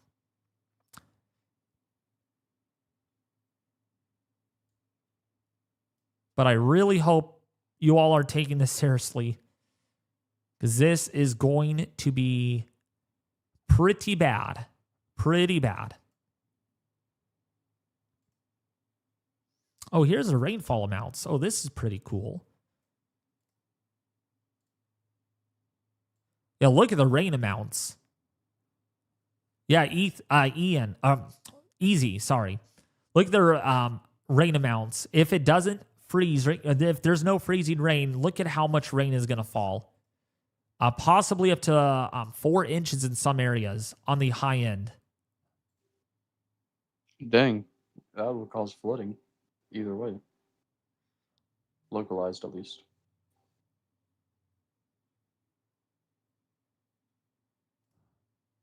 Yeah, so you're looking at a lot of rainfall on top of ice. And that could freeze, flash freeze, and lead to even more problems.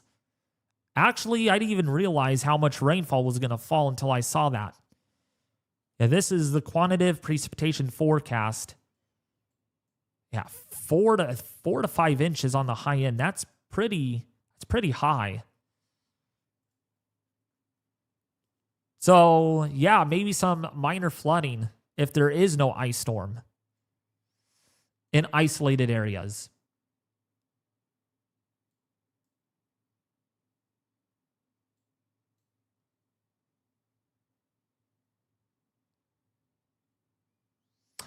All right. It is about 3:15. I don't think there's going to be 3 inches of ice. I don't see that happening. But also, if you guys want to support the stream and my marathon stream that I will be putting on tomorrow night, please show your support by donating as well, because some of the money that you guys donate do go to my staff team and FEMA, as well as American Red Cross for the repair efforts and stuff, because I'm sure we're going to have millions and millions of people without power.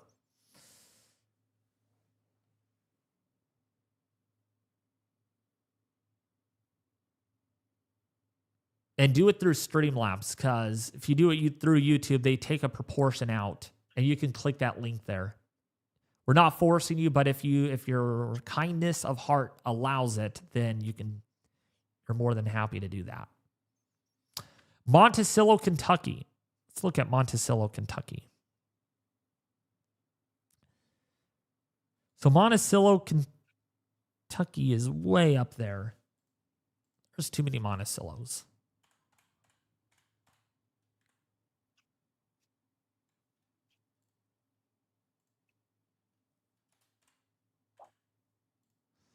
So Monticello, Kentucky is southern Kentucky. So that's right over here.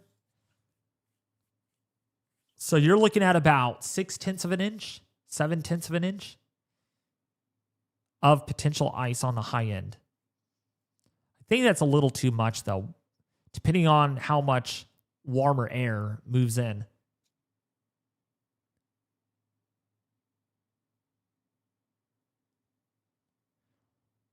Hoping for the GFS to be correct in what way? More snow for you, more ice, less ice? What are you referring to that? Latent rocks. Latent rocks.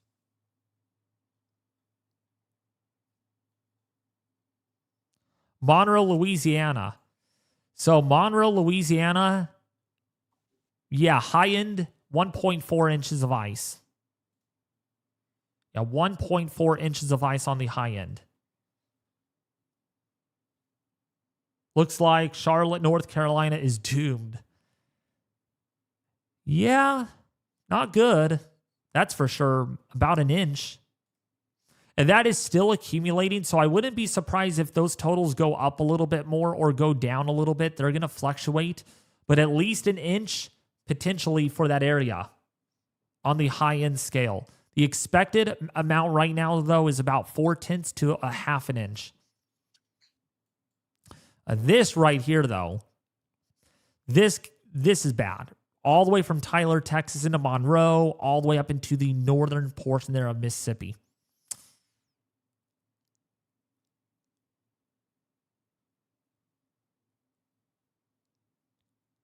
Yeah, you could also buy a generator. That would really help out too. But that only powers certain things. So you can't power your whole house with the generator unless you get like a commercial graded, high-tech, $10,000 generator to power your whole house.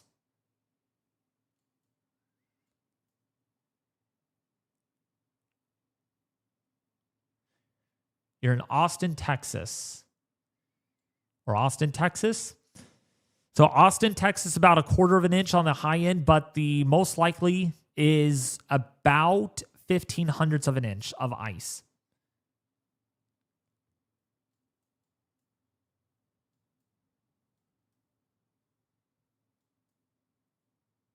So let's go to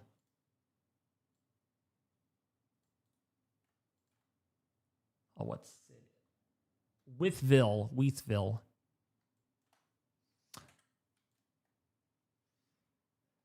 So that area of Western Virginia is definitely in trouble. Definitely a lot of ice as well. Near Floyd, Virginia, this western half could get 0.5 inch on the high end. Your thoughts on Memphis, Tennessee? Oh gosh, Memphis. Yeah, you don't want to hear my thoughts. My thoughts are not good on Memphis, Tennessee. About 1 inch at least. Here it's a huge difference, though, between literally 0.3 of an inch to, between 0.2 of an inch to 1.25 inches. So there's a lot of uncertainty in that. There's a lot of uncertainty.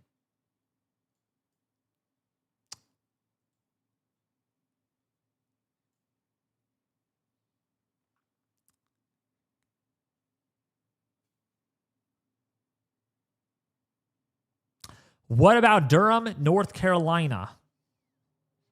Durham, North Carolina. That's near the raw. Yeah, that's over here. 0.8 of an inch. The expected amount there is about 0.4 of an inch. The low end amount there is 0.06 of an inch. So you're going to see some sort of ice, either from a light glaze to something that is possibly almost crippling in that area. Actually, on this, yeah. Actually, the high end amount, yeah. So basically something that's not the amount that is not very bad on the low end. The high end, 0.8 of an inch. So yes, from not much ice to crippling ice is certainly a very big possibility.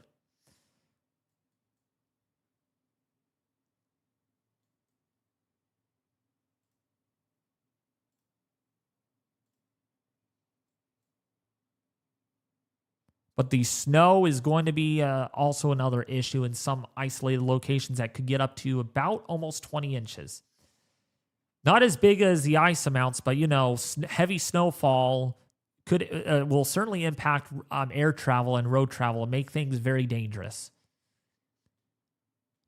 Do you think Pittsburgh will get a foot of snowfall? So Pittsburgh, Pennsylvania, that's down in here. Oh, yeah, Pittsburgh is way over here. Yes, I think Pittsburgh is going to get at least a foot. I think about, on this model, about 12 to 18 inches. We're flirting in that number right now in the Pittsburgh area.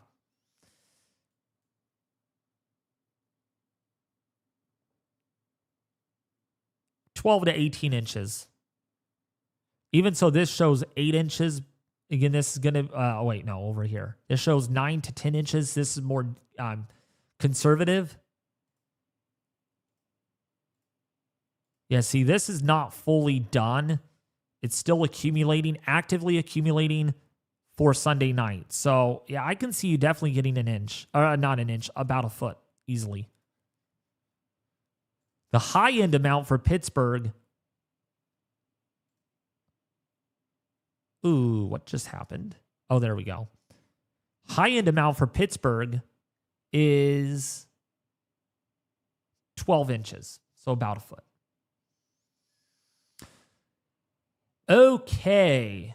David, I just figured this out real quick. If you actually click on the dots where the cities are, it pops up a little graph about the probabilities. Yeah, I saw that. Yeah, I I just there. figured that out. Yeah, I know. Oh, you got you were able to find the tool? Yeah, I found it. Okay, good. And this updates every 1 hour. These totals.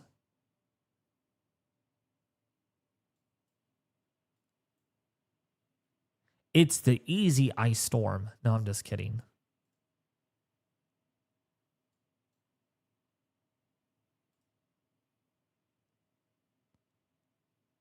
See Bristol, what the chances of Bristol getting what? Wow, you have a 12% chance of getting ice, a quarter, 71% of getting a quarter of an inch of ice, and a tenth of an inch is up to 84%. See if that chance goes up, though.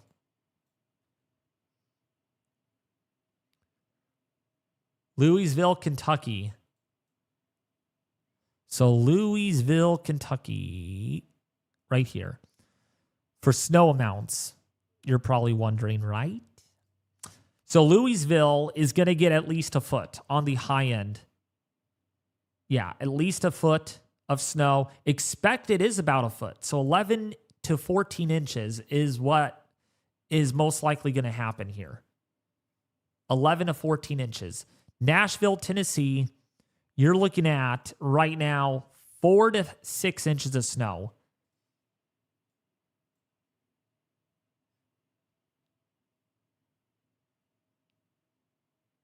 How's it looking for Denver, Boulder, and Kansas City tomorrow?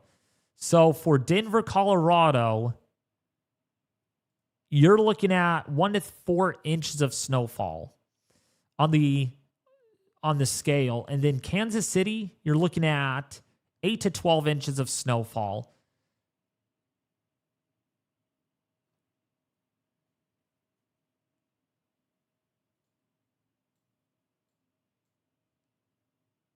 Louisville? Oh, did I? Louisville. Yeah, Louisville. It's Louisville. Sorry. This map with all those lines, it's hard to get this town name. Sorry about that. If I kind of mispronounced that a little bit, it's Louisville. Sorry. Or Louisville. Some people say it differently. You're very welcome, Sarah. Niagara Falls, New York. That's a very... As a person from the South, we pronounce it Louisville. Louisville. Yeah, see? Louisville. See, I'm not from the South, so sorry about that. Okay, Niagara Falls, 4 to 8 inches of snowfall is anticipated. Louisville. Yeah, see, I'm from California. I live in California. I'm gonna say it as I see it. All right. I mean, some of you will probably say different cities. Let's see. Okay, so there's Hanford. We say Hanford, but some of you might say Hanford. Visalia, might say Visalia. So it's just different states pronounce things differently, you know.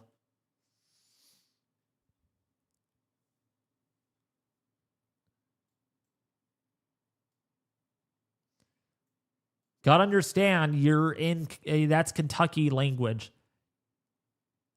You guys have more of like I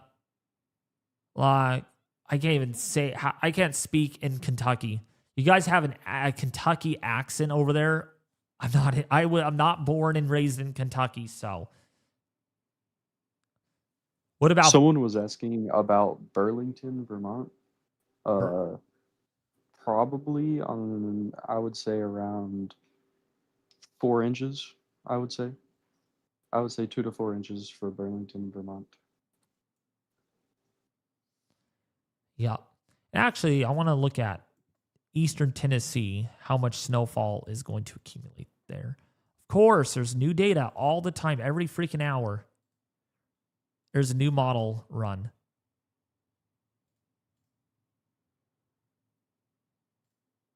Oh, that froze on me. That was short lasting.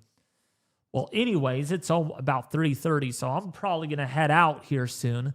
If you guys have any more questions. And the sun did come out. I even realized that. Finally came out. Took a while for the sun to peek through. Means we're going to get fog tonight because our dew point's like 54 degrees right now.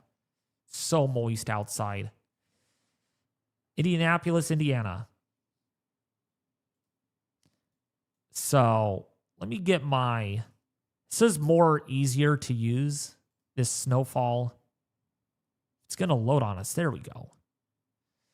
So for Indianapolis, 7 to 11 inches. Hey, you can go to a 7-Eleven store and buy 7-Eleven. Buy one Slurpee that has 7 inches in it and another one that has 11 inches in it. And send me a picture that, hey, this is 7 inches, this is 11 inches. Yeah, but... Yeah, 7 to 11 inches of snow there in Indianapolis. Crossville, Tennessee. Crossville. And that's a small little town.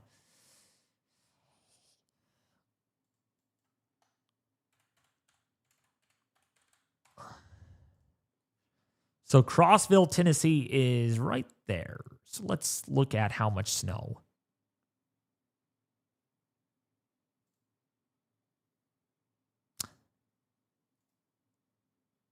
1 to 3 inches. 1 to 3 inches of snow. Ice amounts, you're going to be getting cross-filled into ice. That's what you're going to be. Lots of ice. About a quarter to maybe a half an inch to even 3/4 of an inch in that area. That's going to be pretty bad. Anything more than a half an inch, guarantee widespread power outages and potential infrastructure damage. Anything above about an inch is power grid failure. And I'm telling you, our power outages are going to add up tomorrow night. Tomorrow night into really Saturday, they're just going to go haywire. This map is not going to look very blank tomorrow night into Saturday and Sunday.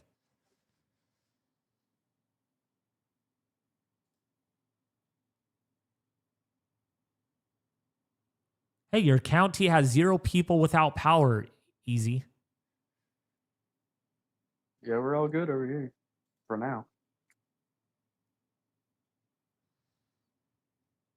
Someone was asking about Springfield, Virginia. Probably 9 to 13 inches of snow for you guys. 9 to 13.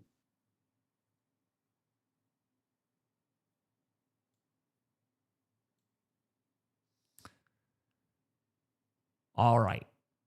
Now there's 5 minutes left with the questions. I'm going to head off. Get something to eat. Go to church tonight. Sleep well. And after church, sleep well. And then actually have to help someone move tomorrow. That's a disappointing thing. But I will be back home by like 2 or 3 in the afternoon, well before this storm actually gets going. So that shouldn't impact. And I will have a video out in the morning. Okay, a video out in the morning. So look forward to that. It will be out at around 1:30 in the morning or 2 in the morning Pacific Standard Time. That will be about 4:30 or 5 o'clock in the morning Eastern Standard Time. And then we go live tomorrow night at 7 o'clock. So I could eat dinner and I think 7 o'clock should be good. I think storm will just be getting started. I actually want to really look carefully at the latest models on that. Oh, 18Z is coming in.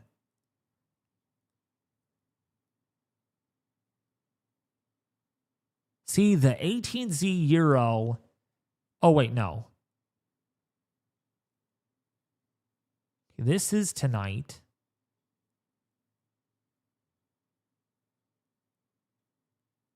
Okay, yeah, this is tomorrow. All right. Yeah, the ice is going to start at 4. You know what, Easy?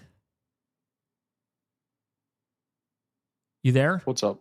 We may have to go live a little earlier. Actually, you know what? We're going to have to go for 4 o'clock. We might have to move it earlier. I'm hoping I could be back home by 2 o'clock or 2:30. But I think we're going to have to push earlier, like 4 o'clock. Because the timing of this is going to start a little earlier than I thought, than the previous model runs. Yeah, see, it was not as significant on its 0Z output. But now the last couple of runs have trended a little earlier with this. So it looks like maybe at 4 o'clock we may have to go live instead of 7 o'clock. Oh, yeah.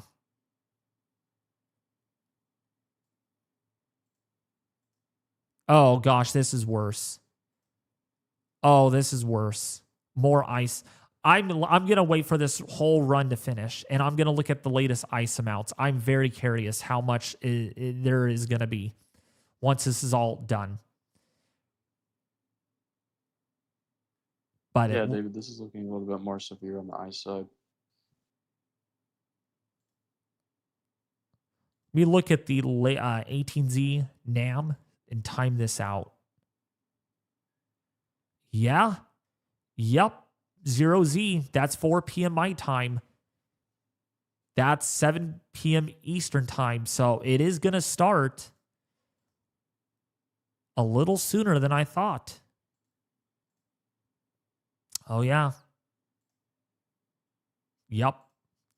A little sooner over here. So, yeah, we have to go live at 4 o'clock. No in fans or buts. Are you all right with that? I'm okay with that. That's perfect for me. Okay. I got nothing else to do Perfect. other than hunker down and hope my power don't go out. Ooh, yeah, this is more steady ice accumulations coming out of this now in Arkansas, out of the 18Z Euro. So, Midland, Texas. I'm guessing that's where they make the National Weather Service radios. That comes into my mind sometimes that they actually make weather radios.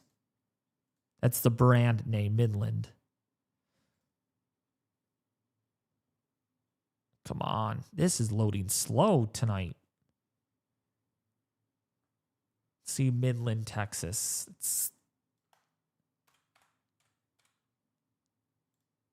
It's Western Texas. Yeah, okay, it is. Oh, wow, way Western Texas. Little town.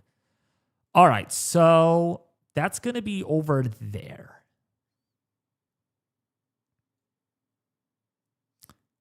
Oh, yeah, okay. Yep, maybe 4/10 of an inch.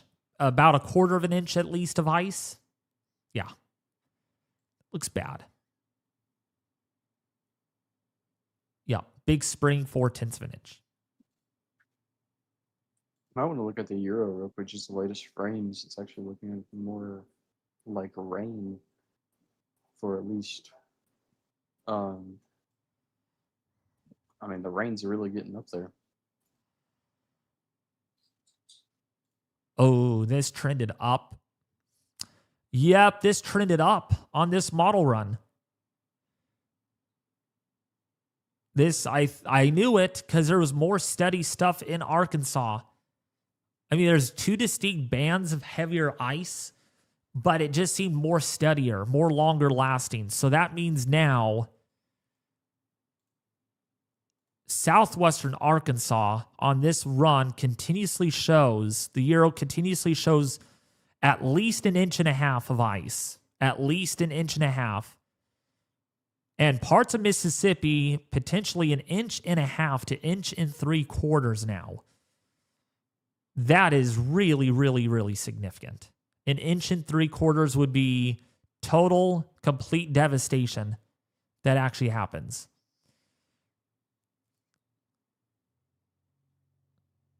Yep, 1.5 to 1.75 inches in northern Mississippi. That's terrifying. That is terrifying.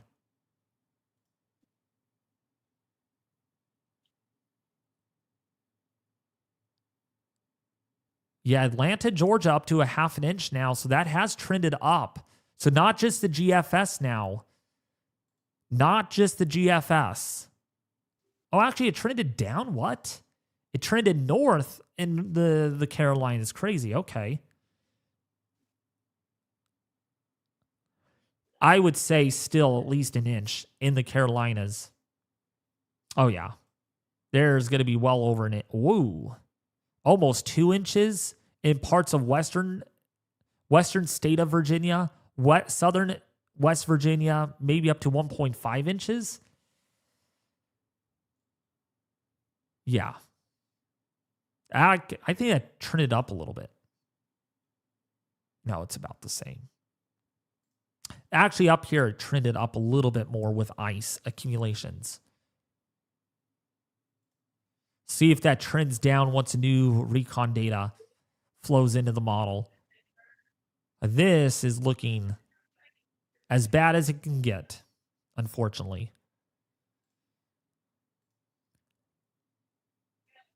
This model, though, has trended a little northward with the edge of this ice, unlike the GFS trended southward.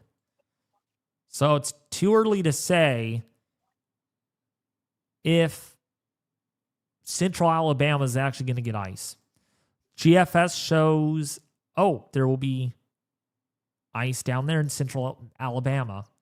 Versus a Euro, the 18Z run, different, a lot different. Let's look at snowfall. That's still, it hasn't finished.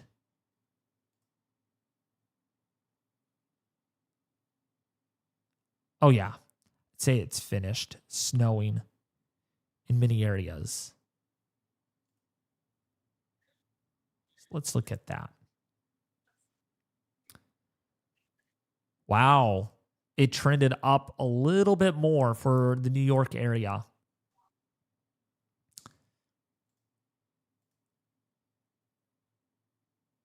Yeah, just a teeny bit. Just a little bit. In some areas.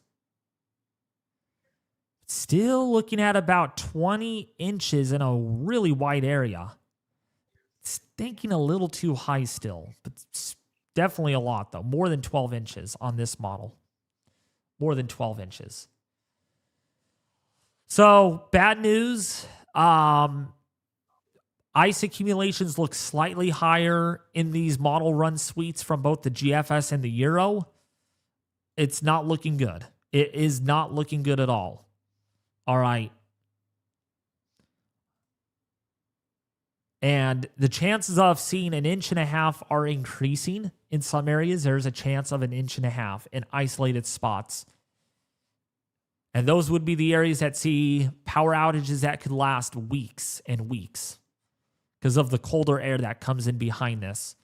You heard it from, you heard it from the Weather Channel.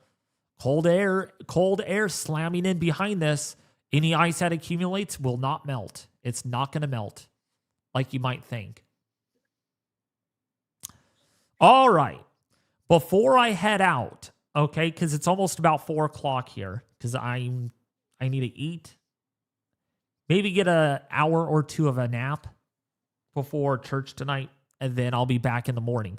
But before I head out, quick announcement is that if you have not subscribed to the channel yet, please consider subscribing. This is the chance to subscribe, hit the bell icon to get latest updates on this winter storm.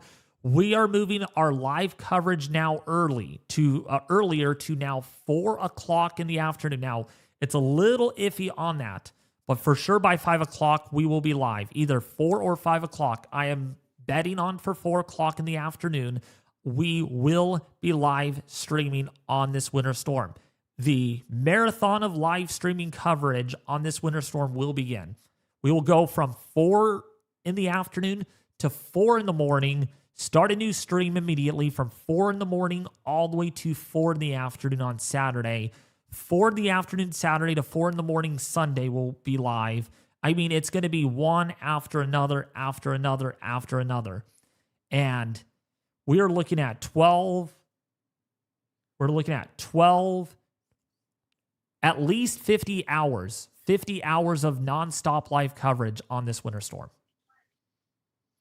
So, yeah. So we will be live for several hours. We will be live, or a few days at least, from Friday through the weekend, all weekend into perhaps Monday morning, Monday afternoon. So again, if you have not subscribed, please share, like, and do all of that. And also, please donate. It really helps out because I'm putting a lot of time and effort into this to keeping you all updated along with my staff team. So thank you all for tuning in to this live update on the upcoming winter storm. It's projected for now Friday afternoon into Monday early morning for the Deep South, the Midwest, the Great Lakes, the Eastern Seaboard, and the Northeast. This is going to be catastrophic and historic and will cause a lot of power grid failures. That's what we're preparing here on the stream. And we will keep you all updated here live on the channel starting at 4 p.m. tomorrow. But please tune into my video tomorrow morning at 1:30 in the morning. All right. Peace out, folks. Take care. Be safe. And please be prepared for what's to come.